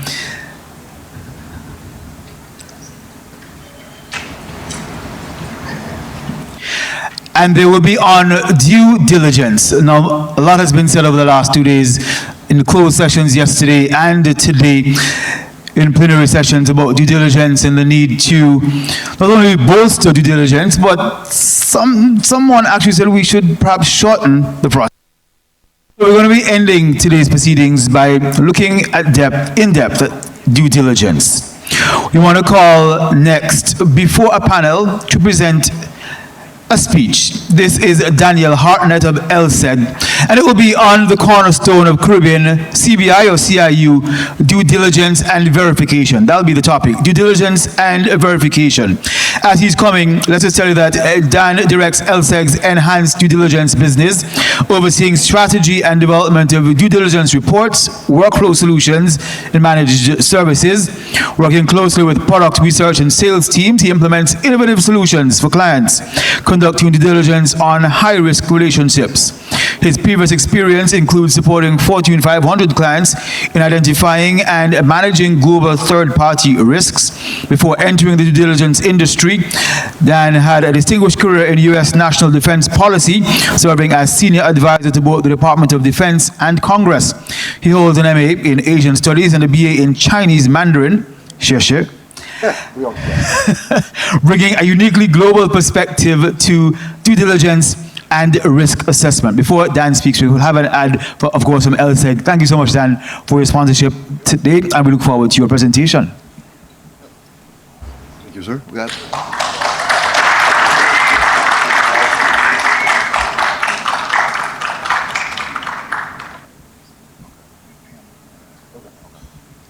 Let's give me a second here while I bring them. Oh, we can bring slides right there. Okay, excellent. Right there. Put them in presentation mode. It'll be a little easier for the people to see. Down the right, bottom right. Right there. That little button right there. Oh, almost. Go to left. Right here. Now that little left, little weird looking icon. We'll get there eventually, people. Don't worry. Move left to be about 2 inches. Right to that button. Right there. Oh, there you go. Wonderful. All right. So hi, everyone. My name is Dan Hartnett. I oversee the enhanced due diligence business at London Stock Exchange Group. So the panel, overseers of this conference have asked me to kind of talk about the future vision of where enhanced due diligence is going. And I think it's a great topic because within the CBI industry, we're seeing a lot of change, or we're about to see a lot of change, I suspect, for what we've traditionally done as due diligence reports. Right? So before we talk about the future, though, we got to have a few working assumptions. Right? Every model, every framework has assumptions that we have in place to kind of help us to understand what we're really looking at here. And so I got 5 of them. You're going to see a theme today where I actually like number 5, right? So the first one is that, we already talked about this, demands for CBI programs globally will continue. Ultra-high net worth individuals are not going to suddenly wake up tomorrow and not want mobility. They're not going to want to be getting second passports or third or fourth passports for some of them. So that demand is going to continue, bar none, and probably increase. The second point is competition among the programs, right, globally. We know of new ones popping up in Oceania, for example, right, this year. Probably more in the future, right, like the next 2, 3, 4 years. Now what that means, though, from a competition perspective, is that the investors, right, the applicants, they get a choice. And they can play one program off another so they can find the one that's best for them. We've heard about that, right? That trend is going to continue and to their advantage. Third point, the security, or the focus on the integrity of these programs is also going to continue. We already know that. We've heard from several panelists today talking about that. We heard about that at the VIP session the other day. We know it's there. Now, it may change in what specific concerns they have, but the overall concern or focus is sadly not going to go away, okay? And that's both internationally, United States, UK, EU, but probably also domestically here as well, right? Fourth point, due diligence is going to play an increasingly important role. We've known that. It's been a while for like that, and it will continue going forward. Now, when I'm talking about due diligence here, I'm not just talking about the reports. Well, that's my primary focus.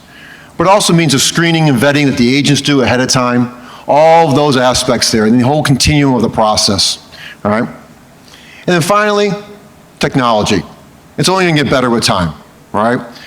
Ethan Mullick, an author of a great, great book called Co-Intelligence about AI, said today's AI is the worst AI it will ever be. Every day it will improve. And we're seeing that. It may be incremental improvements, maybe rapid improvements, but it will continue to improve. All right, so those 5 assumptions, and we're going to say that those are true, bear with me, right, for the next at least 2 or 3 years. What does it mean for due diligence? What does it mean for CBI due diligence in particular? First and foremost, and I have 5 points here again, right? We have to have a start to finish, a cradle to grave, call it what you want, digital onboarding platform. We talked about this a little bit earlier. Sophie mentioned it, I mentioned it as well. There's a lot of benefits to that to the CBI programs, right? Efficiency, first and foremost. Accountability, right? Cost effectiveness, ultimately. A little expensive in the beginning, the front end potentially, but allows you then to kind of save your resources and focus on where you need to, while maintaining that audit trail. The KYC business has been doing this for a long time. The third-party risk due diligence business has been doing it at least 10 years, if not longer, right? So there's lessons that can be learned from those sectors that we can then bring over, and need to bring over, I would argue, into the CBI space. Second point, we do need to leverage AI. Now, we've had topics about AI at last year's conference. I believe we talked about it in Dubai, and probably been every other conference since, the past 2+ years. It's not going away, right?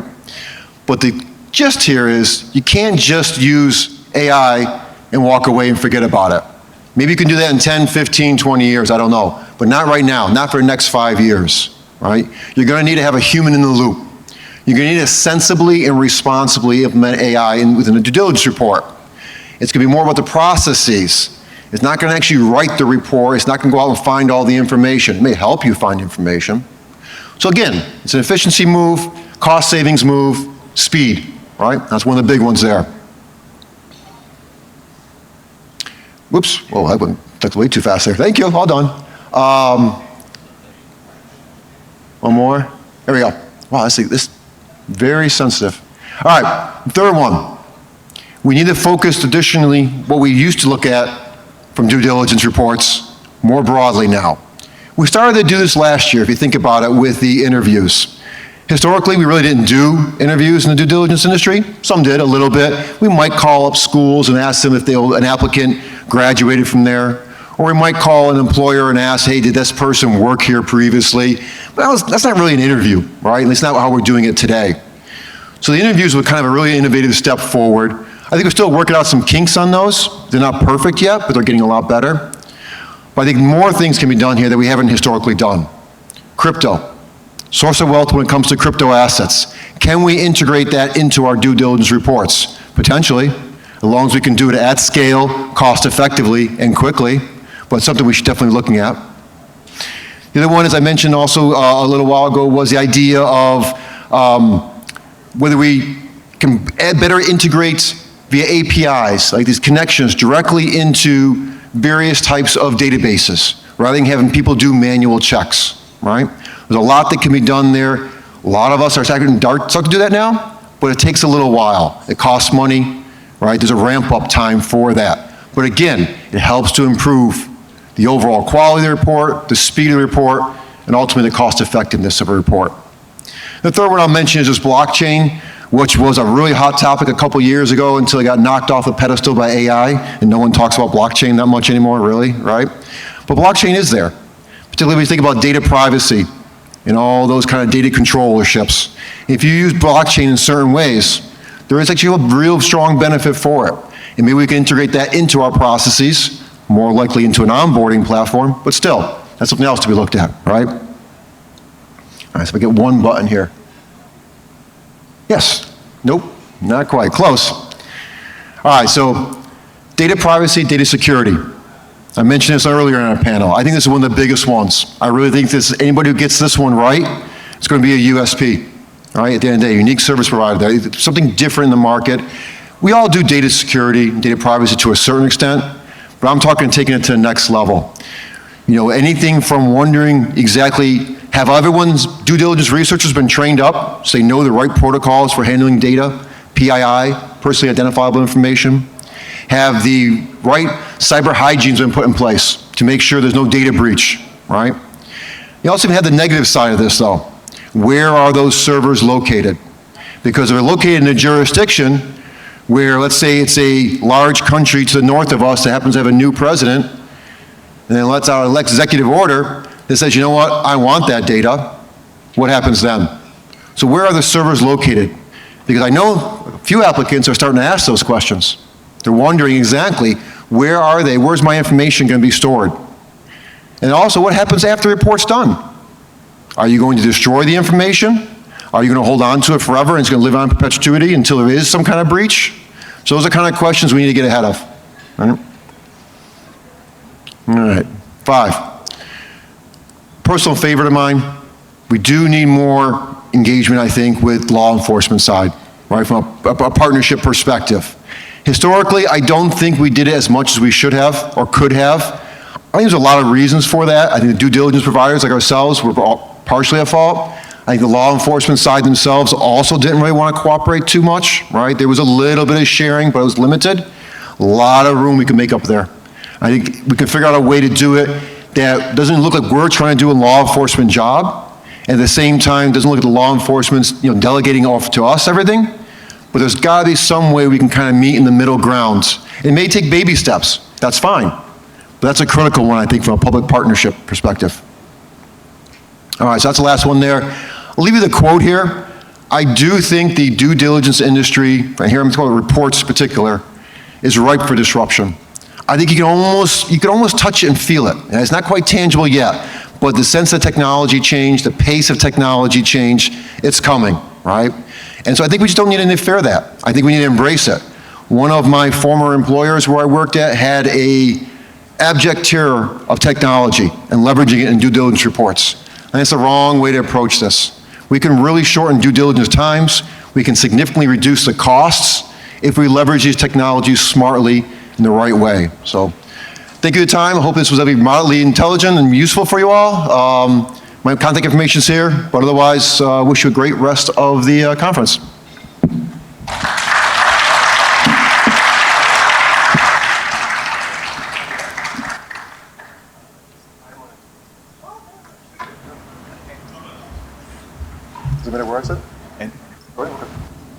Thanks so much to Dan for his presentation there. Our last and final panel today will be chaired by Lieutenant Colonel Edward Croft. He, of course, is the Deputy Chair of the Interim Regulatory Commission of the Eastern Caribbean Central Bank, looking at the legal regulatory framework to guide CBI programs across the 5 member states in the ECCU. You just heard from Daniel Hartnett. He'll be one of our panelists. He's already sitting pretty here on the couch today. Let's invite all our panelists to join us. We've already introduced the chair, Lieutenant Colonel Edward Croft, who will tell a little bit more about the work that he's been doing. But the final panel is on due diligence and verification. Dylan Raffian also joins us. She, of course, chaired the previous panel. We have joining us as well Tonya Ayo. She is the deputy. I'm going to get this in just a second.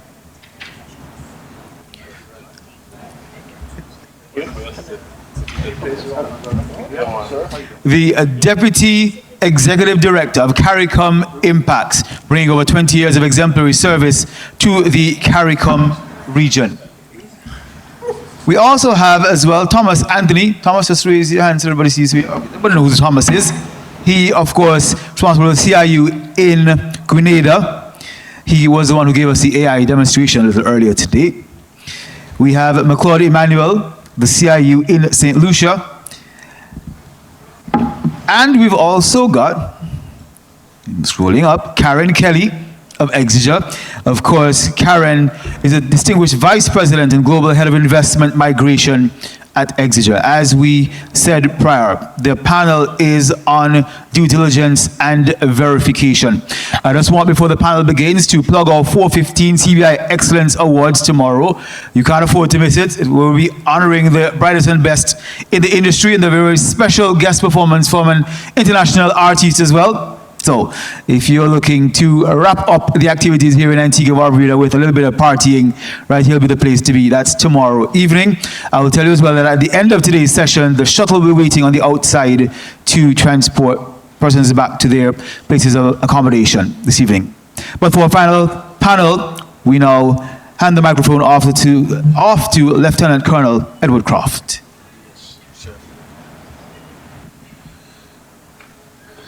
Good afternoon. Distinguished panelists, esteemed guests, and valued participants, once again, good afternoon. It is a pleasure to greet you and an honor to welcome you all to this particular session titled Integrity, the Cornerstone of Caribbean CBI. This discussion could not be more timely as it speaks to the values and principles that sustain the credibility and future of our investment migration problem. As global migration trends continue to evolve and regulatory expectations intensify, the sustainability of citizenship by investment programs in the Caribbean hinges on the integrity of the due diligence processes that underpin them. Across the member countries, Antigua and Barbuda, Dominica, Grenada, St. Kitts, Nevis, St. Lucia, CBI programs have emerged as key pillars of national development, enabling strategic investments in healthcare, infrastructure, and education. However, it is not merely the financial contribution that determines the success of these programs. It is the strength of the regulatory requirements, particularly in the area of due diligence, that shapes long-term viability and credibility. We are privileged today to be joined by leading experts from the cornerstone institutions in regional and international due diligence and security collaboration, along with two of our CEOs of the CIP units, and also industry partner at the regional level. And so what we really have is a fine example of representation of a true public and private partnership approach. We recognize the London Stock Exchange Group, who is a representative of the world's foremost providers of financial crime risk data, compliance technology, and KYC solutions. We also have with us SRM, which is a global corporate intelligence and cybersecurity consultancy firm, whose mission is to provide sharper thinking and superior service to clients, delivering always actionable results. We have Exeger, who arms investment migration programs with risk management tools to educate and accelerate and safeguard the applicant ongoing process. These international due diligence companies all play a role in applicant screening, watch list monitoring, and global reputational risk assessments. Their databases support early detection of red flags, including financial crimes, sanctions exposure, and geopolitical sensitivities. We also have with us CARICOM Impacts, and they are the central national response agency responsible for receiving, they are the regional institution responsible for coordinating crime and security matters across the Caribbean. And they ensure that applications for citizenships are cross-referenced against regional law enforcement databases and intelligence systems. We also have, who is not necessarily represented here, but we have the regional intelligence, financial intelligence units. And they too play a particular role in the process. And so what we have is an ideal mix of public and the private partnership in addressing the issues of due diligence. The integrity of the Caribbean CBI programs is deeply rooted in the legal architecture that mandates rigorous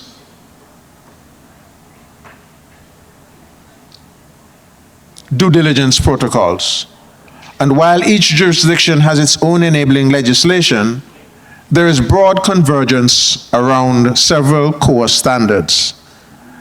And so, permit me to extend welcome to our distinguished panelists and note that the Financial Action Task Force would have also mentioned the enabling environment of risks associated with the CBI programs. But I think it is important that we invite the panelists to introduce themselves. While I would have spoken about institutions that you represent, and I know that the distinguished moderator would have mentioned the individuals, I'm going to invite you to share with us for a minute your thoughts on the due diligence requirements and how you see those due diligence requirements assisting with enhancing the CBI programs within the region.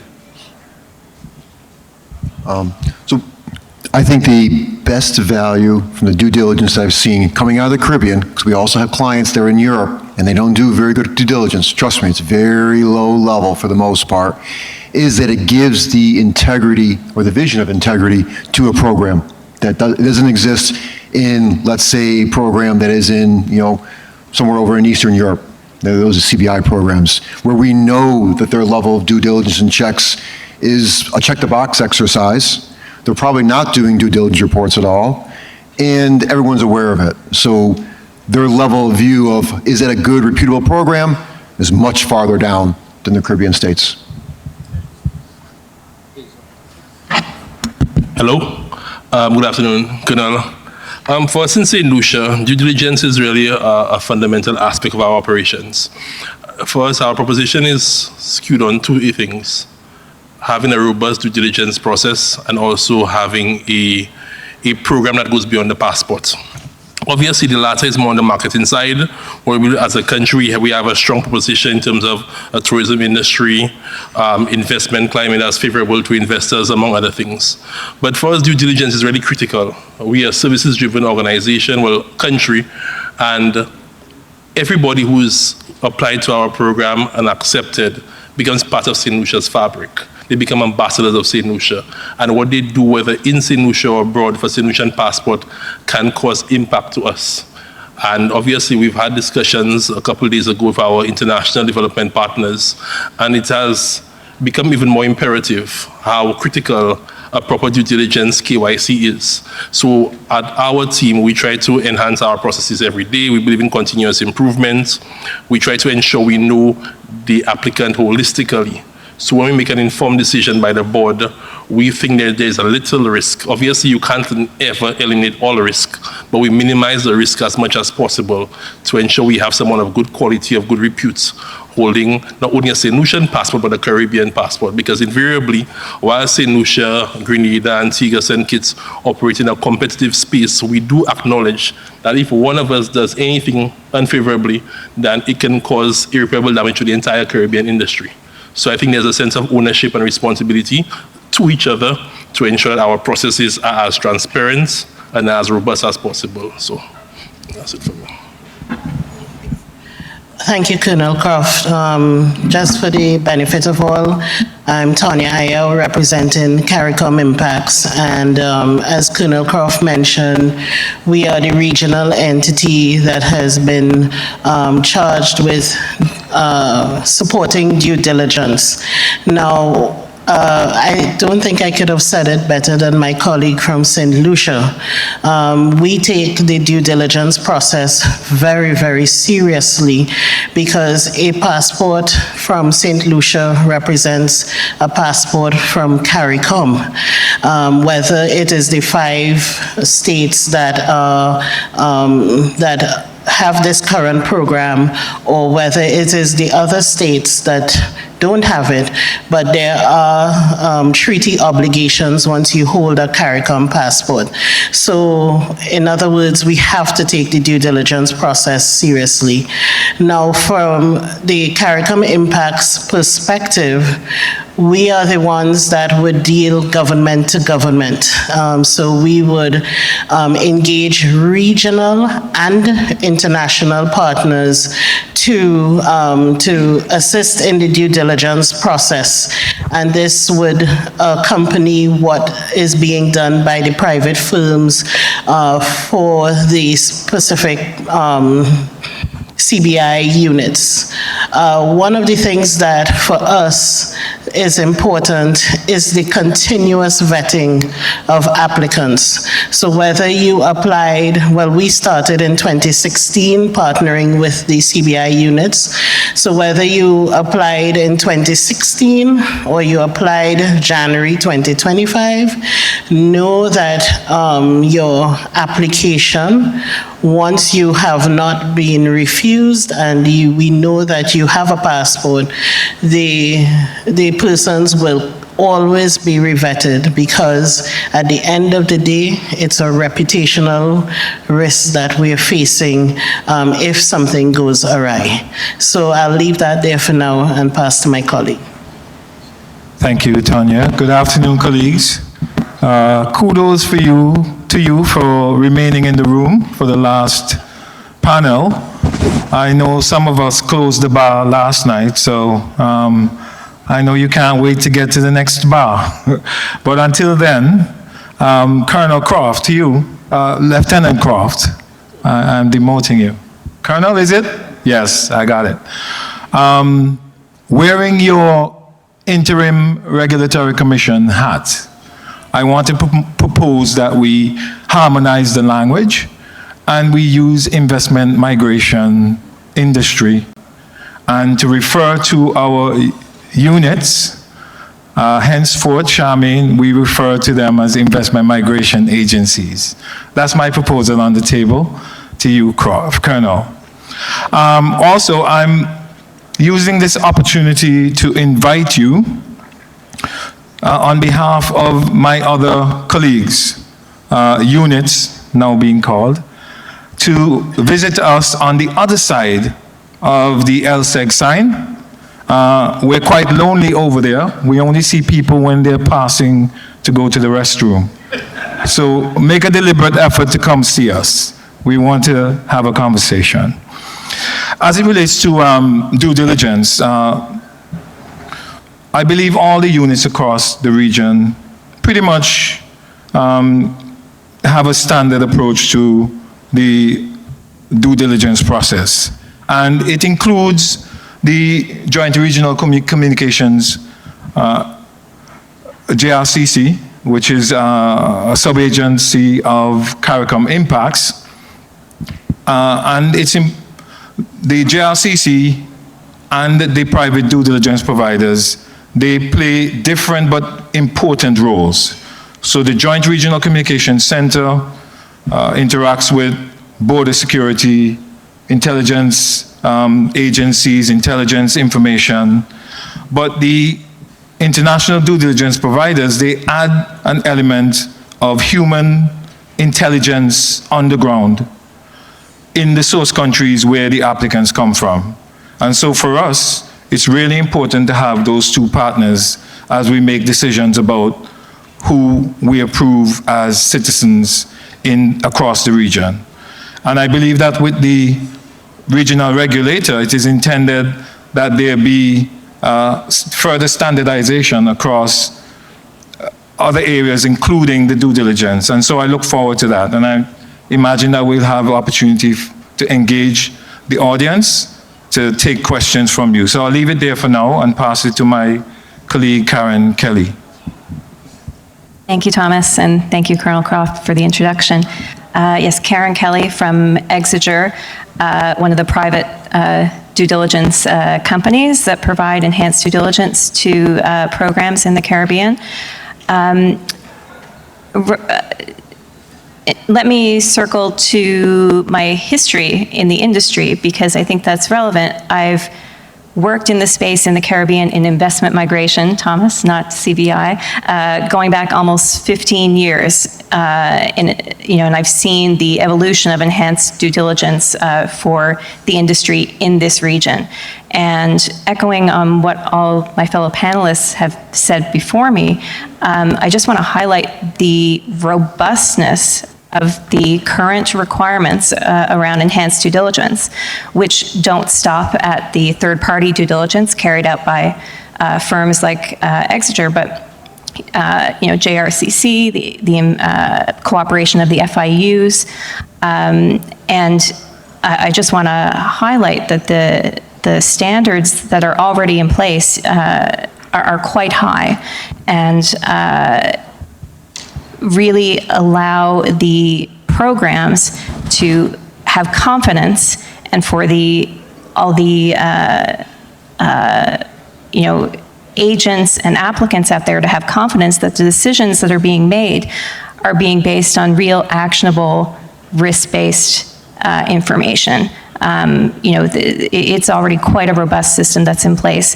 We're talking now about standardization and, the regulatory framework, and that's going to even the field so that everyone's doing the same thing. But the level of due diligence that I've seen over my, experience in this space and in this region in particular over almost 15 years, really impresses me, and it's at the top in terms of what you see globally in enhanced due diligence.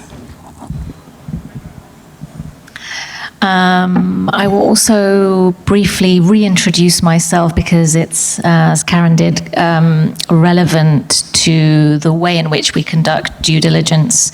Many of us, so I'm the director of our investment migration due diligence team at SRM.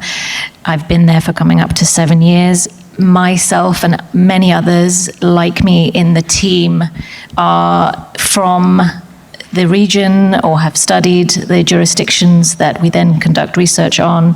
They speak the languages, they understand the context, and this is the level of analysis that we're able to bring and the nuance that we're able to provide in the reports that we then send back to our clients.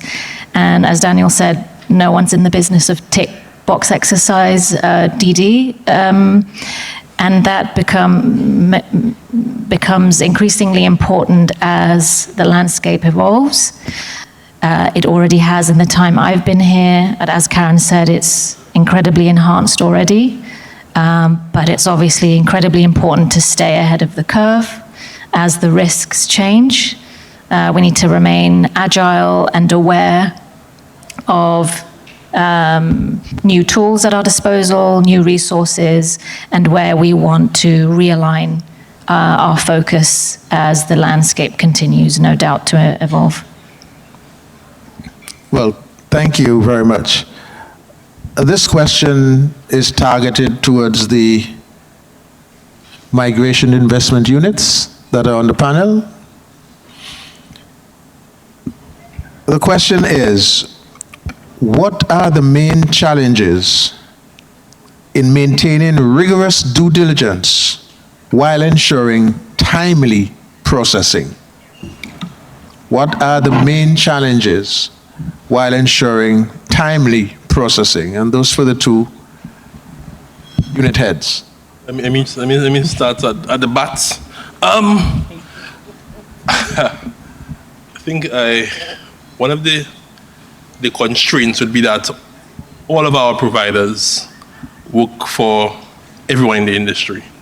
So definitely the volumes, you have peak volumes, and it could affect the demand on GRCC, on our various due diligence partners to provide timely work done. Obviously, we don't want the work to be compromised, so we rather have a little delay in the process versus having an expedited product that may have some loopholes in it.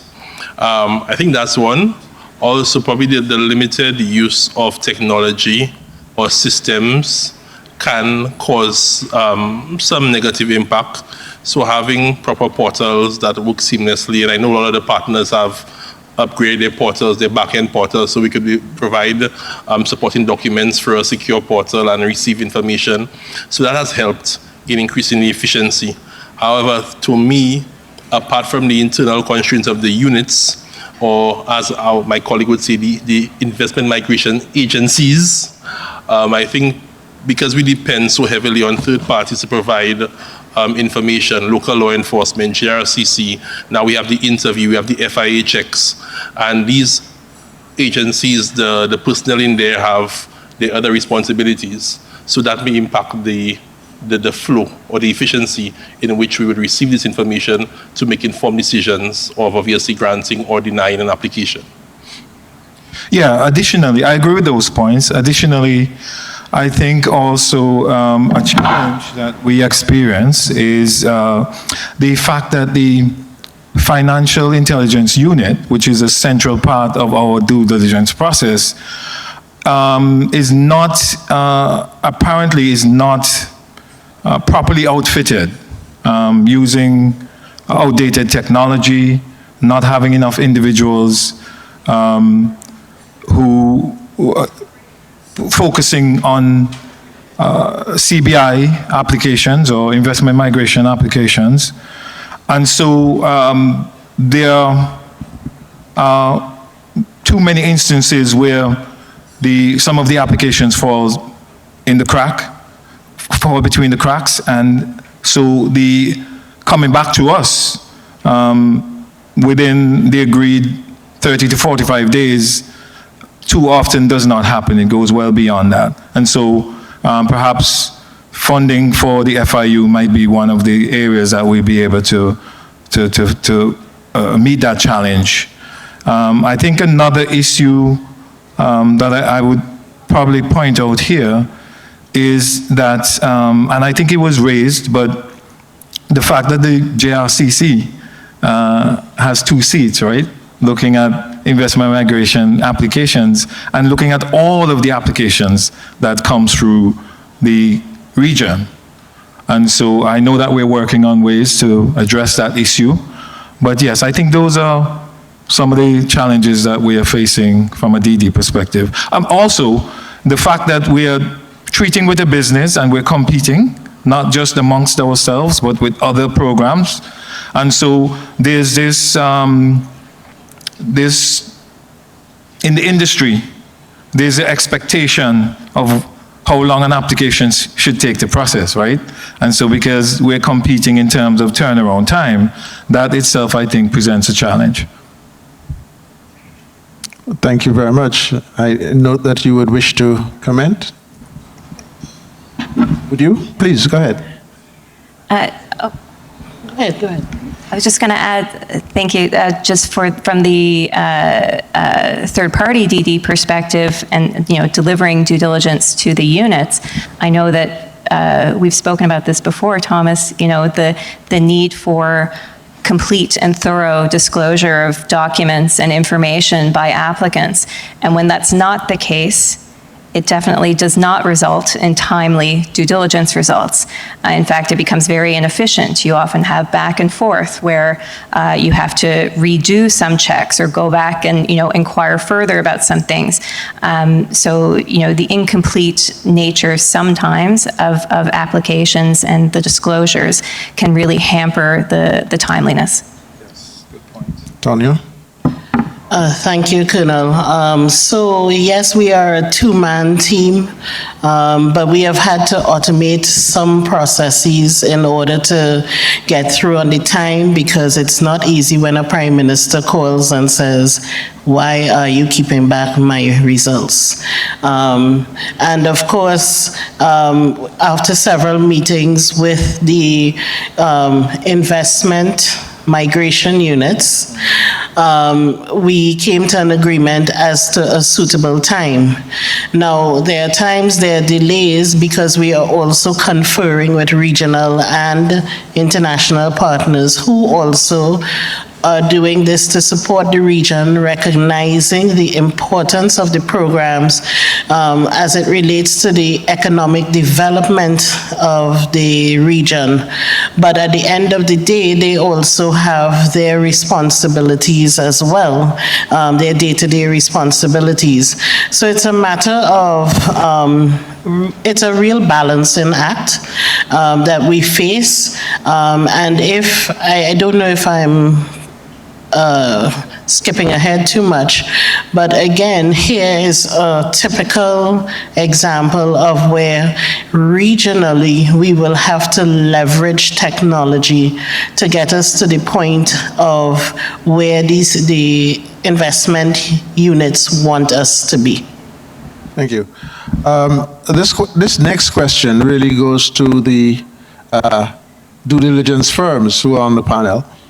And it speaks to the trends that you are seeing when you are conducting your risk assessment on new applicants. Have there been any trends that you have witnessed in the application risk profiles globally as more applications come to you for analysis? What have you been seeing from a risk profile perspective? Yes, there are always trends. It's important, although those of us, I think, on the panel are less involved in the day-to-day report writing. I know we spot check, and it's very key that we're ahead of those trends, or at least aware of them and the patterns that we see, which vary dependent on region, they're very dependent on sector.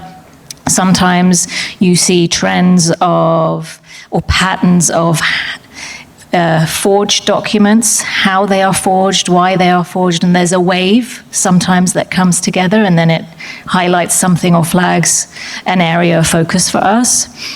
Other times there can be patterns, and again, they tend to come in waves at the same time, potentially at the result of applications being made together or at a similar time through a similar agent, where you get certain people from one sector. And there are specific examples which maybe I won't go into now, but where there have been instances or allegations of individuals who've tried to get away from allegations in their own jurisdictions and have suddenly all applied at the same time. And without conducting the thorough research that goes into the initial process of DD, there's no way of knowing that, especially to Karen's point earlier. And this has been the case consistently. There's always an effort by applicants who, if they are bad actors, to avoid scrutiny of due diligence, to maybe obscure elements of their backgrounds, to avoid that inevitable scrutiny that comes with due diligence. Yeah, I would say those are some of the trends, but it changes all the time, and that's why making use of technology, to Daniel's earlier point in his presentation, is really key. And also staying abreast of developments with open source intelligence, which provides a great resource for us to, alongside the research that we conduct and the human source inquiries as well. Do any of the other service providers have anything to add, or is different from the profiling experiences? I mean, in many ways similar, because I'm like 4 levels removed from report making nowadays, thankfully, because it's tedious work to do those reports. But the trends that we're seeing at the macro level are actually not risk profile trends per se.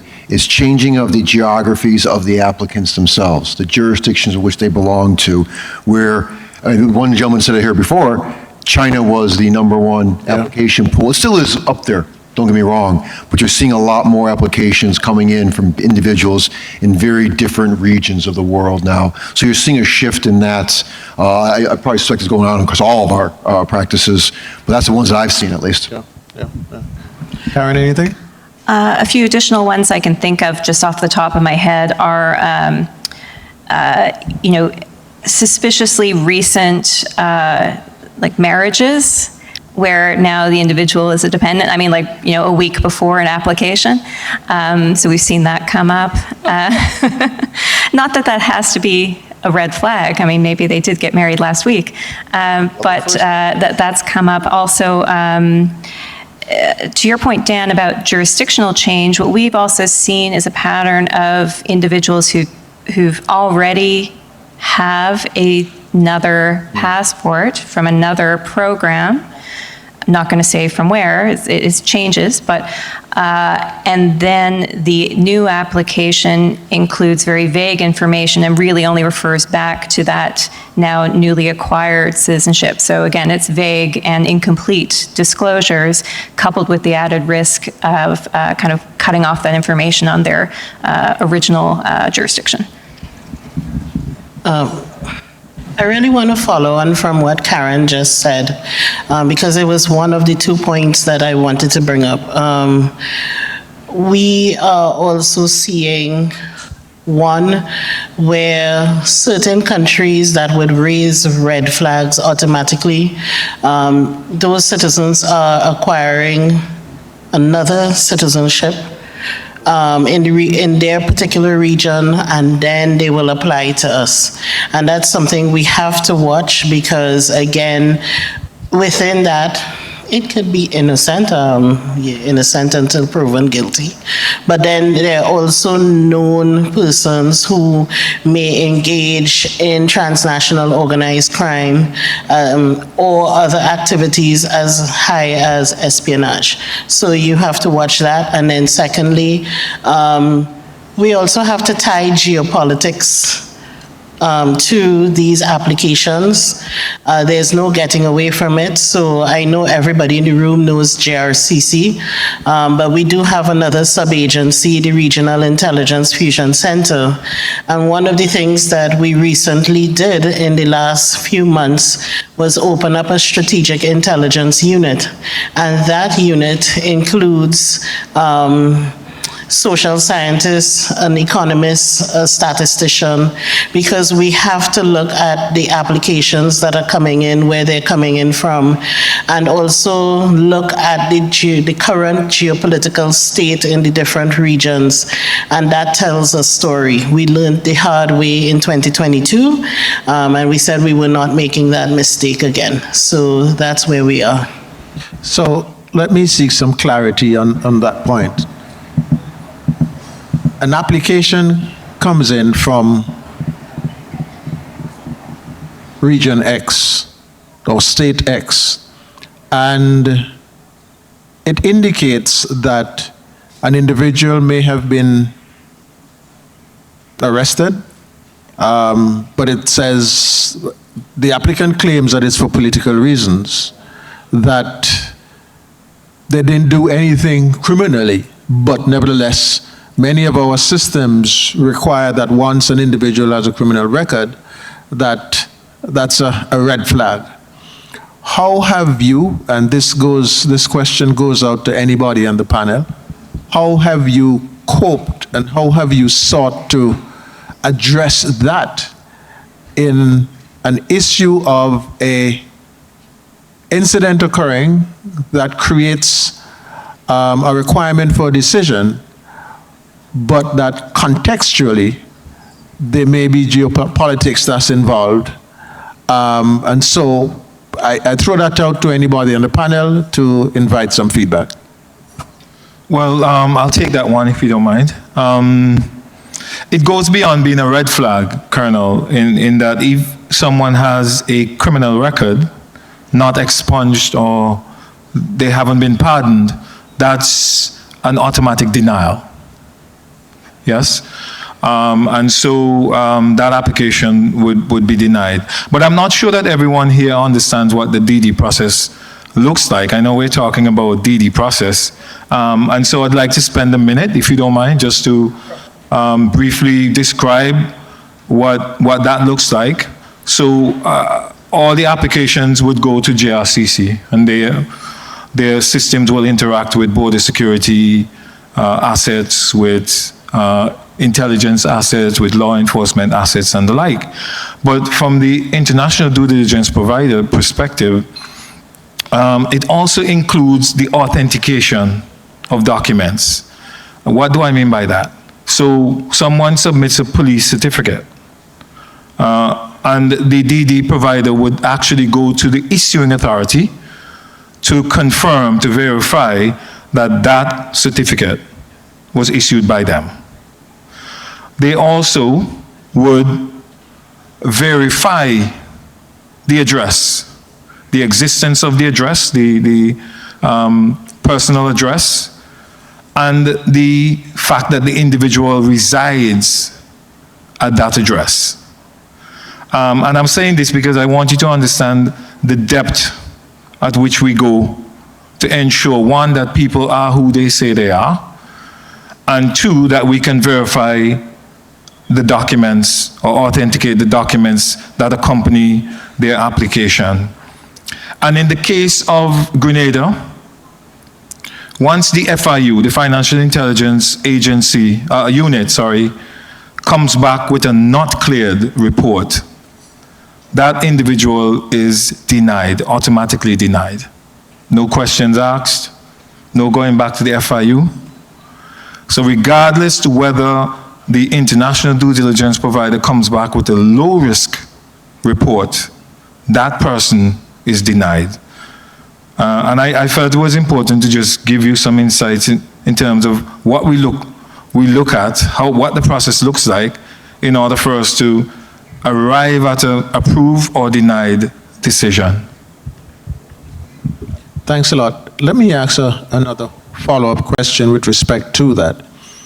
Because as a result of the consultations, one of the points that was raised by members of the stakeholders is that they're not necessarily, they understand that a denial is made, but there are times when inadequate amount of information is provided to them, so they're not clear on the specific reason why, so they can inform their client.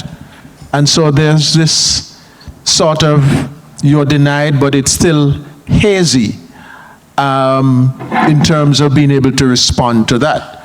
So let me ask McLeod specifically, how have you been able to cope with that aspect? One of the areas is beyond our control. Whenever we get results from the GRCC that suggest someone is a national security risk or criminal risk, this is all we get in the results, and you could verify that. And these are automatically denied. Obviously, the agents would come back and they would say that this person is a man of good repute or woman of good repute, and they are business people, they are well known, they are leaders in the community, However, we rely on the intelligence finding of JRCC. In St. Lucia, we do have an appeal process within the first 90 days upon receipt of your letter. However, I think appealing a JRCC result may be an exercise in futility. So on that one, there's no room. Similar to the FIU, we rely on these intelligence agencies. I'm sure, Colonel, you're personally involved or at least aware of the FIU's findings. And when the FIU or JRC tells you no, I don't think as a unit we have sufficient information to justify even a reconsideration of the decision. If it is based on findings by our third-party firms, I mean, in the appeal process, they can provide additional information to perhaps substantiate one of the concerns where it may be a source of wealth concern, where it may be a court matter that is probably civil in nature, not criminal. But where it is our critical law enforcement parties, then there's no room for negotiation. And Colonel, if I may add, I know you didn't ask me, but I'd like to add.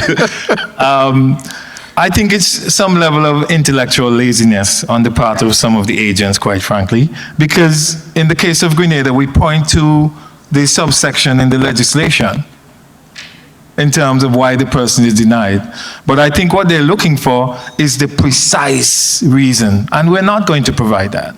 And as McLeod said, in the case of JRCC, we're not going to expose JRCC to that. Yeah? And who knows the history of the applicant more than the applicant? They must know why they're denied. If there's a legitimate case where they believe that there's a mistaken identity, then there's a review opportunity, right?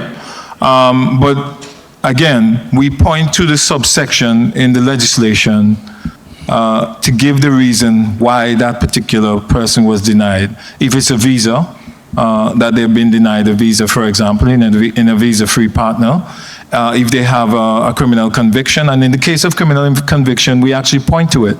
We actually indicate it in the letter. If it is that we've found that they've provided false information, we point to the legislation, the subsection in the legislation. Okay. But, you know, just to be clear, we're not going to go beyond that. Okay. Tonya, would you like to contribute to this discussion? Just to say that the investment migration units, Sir Thomas, you see I've adopted it. We have a really good understanding. They understand that we can't release certain information. We are working with partners that we have to respect. Also, we have the consideration that we are all vetted in CARICOM impacts. And so there's some information that cannot be released to an unvetted unit. But what we can say is, look, this person is of significant risk, and we do say national security interests or otherwise. So there is a healthy respect between the investment migration units and ourselves. And if there is an appeal, we do work with the units to secure more information. Okay. Well, thank you for that. In the interest of time, I think that we only have 6 minutes, which may result in 1 minute per person, providing a sort of wrap-up, and to thank, of course, the distinguished members in the audience for their forbearance and their tolerance. But just want to add something quickly to that point, in that there are also third-party arrangements and agreements for which the origin of the source of the information resides. And so therefore, you too, or us, will be breaching protocol if you provide information without the adequate consultation and approval of the source of the information. So although you have information and you are aware, it's intelligence, and you can provide a framework to indicate to the respective units that that person is not an eligible applicant, but the detailed information that you're privy to could not be released, and hence that shapes the category of information sharing that the JRCC or the FIUs would have with the individual units. When that information is provided, it is provided in that broad category. So we now have 5.5 minutes left, and so I'm going to invite you to start with your closing remarks. I think I will just close on, Colonel Croft, the point you made in our earlier panel about trust, which I think plays a role in this last question that you posed. Once that trust is further developed between all stakeholders, there will be less potentially pushback on why those decisions have been made. And obviously, the DD providers have no role in the decision-making process whatsoever. That's a sovereign decision. And we do our best to paint the clearest picture on what the information is that we found. And then obviously, subsequent to that, leave it up for the agencies to make the decisions themselves. Thank you. Karen? Thank you. I would just echo on the theme of trust, that one thing I'm very encouraged by with the talk about standardization and the rollout of the new regulatory framework and information sharing is the opportunity we have to really unify our approach to due diligence. I mean, we all brought up examples of things we're seeing, trends we're seeing. We all brought up different examples. How much better could we be at sharing information across the different stakeholders in the due diligence process about the types of risks that we're seeing across programs or in different regions, so that not only JRCC, not only the FIU, but also the due diligence providers can all be on the lookout and understand what to look for in terms of the risks that the programs are interested in. So I think I'm very encouraged by where we're going and the fact that we are reaching that unified state, I hope. Thank you. Thank you. Yes, so I'd like to end with just saying that it appears to me sometimes that some of the applicants, believing that we are developing countries, that we do not have the capacity to uncover some of the information in their history. And so when we come back with a particular finding, then they would, the response is that it's a mistaken identity or a response that suggests that it's not them or that it's not accurate. But I think we've demonstrated over the years that we do have the capacity to uncover things going back a decade, 2 decades, and we continue to improve the process with, in partnership with our international due diligence providers and the Joint Regional Communication Center. Thank you, Colonel Croft. Daniel, in his presentation, made the point of, well, 2 points, 2 main points: technology and also expanding the cooperation in law enforcement. These are 2 points that JRCC have taken on board, and it's why we are looking at development of systems. Hence, we've hired at least 6 developers out of university because they are the ones to build the systems, and we can't pay licenses all the time. Our budget is finite. The second thing is expansion of law enforcement cooperation, and we actually have been doing just that. So we are partnering with traditional and non-traditional partners because it's the way of getting, having good information and intelligence sharing. So I would like to leave that, I would like to say that's where we are at this point in time. Thank you. I don't want to repeat what my colleagues or fellow panelists have said, so my key takeaway is collective responsibility. Based on our discussions with our international development partners, our first discussion with the Prime Ministers at the table, there's a greater sense, a greater need, for having a standardization across the board. So we need to realize that whatever we do it impacts the entire industry. And I think, based on the comments made by our leaders earlier today, this industry accounts for significant non-tax revenue for all of us very vulnerable small island developing states. So whatever we can do to safeguard that, and we know critical to that process is allaying the concerns of our international development partners, that we are granting persons who would now have the tool to enter their borders and cause potential damage to them. So, St. Lucia will continue to do its part to uphold the highest of standards, and we will appeal with our colleague agencies to do the same as we try to sustain the industry for the long term.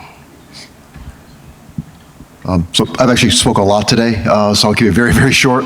I think, go back to my original panel conclusion, we're at a kind of a crossroads for the due diligence industry, I think. I think disruption is coming in a way, but the only way we're going to figure out exactly which way we need to go forward, particularly in CBI, is working with our counterparts here and our esteemed colleagues, trying to figure out what is the needs you need, what do we need to identify for the next component to a due diligence report that we need to buy, build, or partner in order to give you guys. So that's kind of the biggest one I would point out. Well, if there was time for other discussions, I would have asked the question about the relationship between the international marketing agents and the local agents and so forth. But there's inadequate time. So permit me to just conclude and just to indicate, as we reflect on the discourse from today's panel, one truth remains evident. Integrity is not just a principle, it is the currency of trust. Caribbean CBI programs, migration, investment programs have come a long way in building frameworks that promote secure, legitimate investment migration pathways. However, with global threats evolving and public perception constantly shifting, vigilance must remain our watchword. The continued success of these programs require that we, as policymakers, regulators, compliance professionals, and due diligence partners, remain committed to excellence. The Caribbean can be a model, not just of economic opportunity, but of ethical governance in the global migration space. Thank you all for your presence and your engagement. Let us move forward collectively and resolutely to ensure that integrity remains the unshakable cornerstone of every Caribbean CBI/investment migration program. Thank you.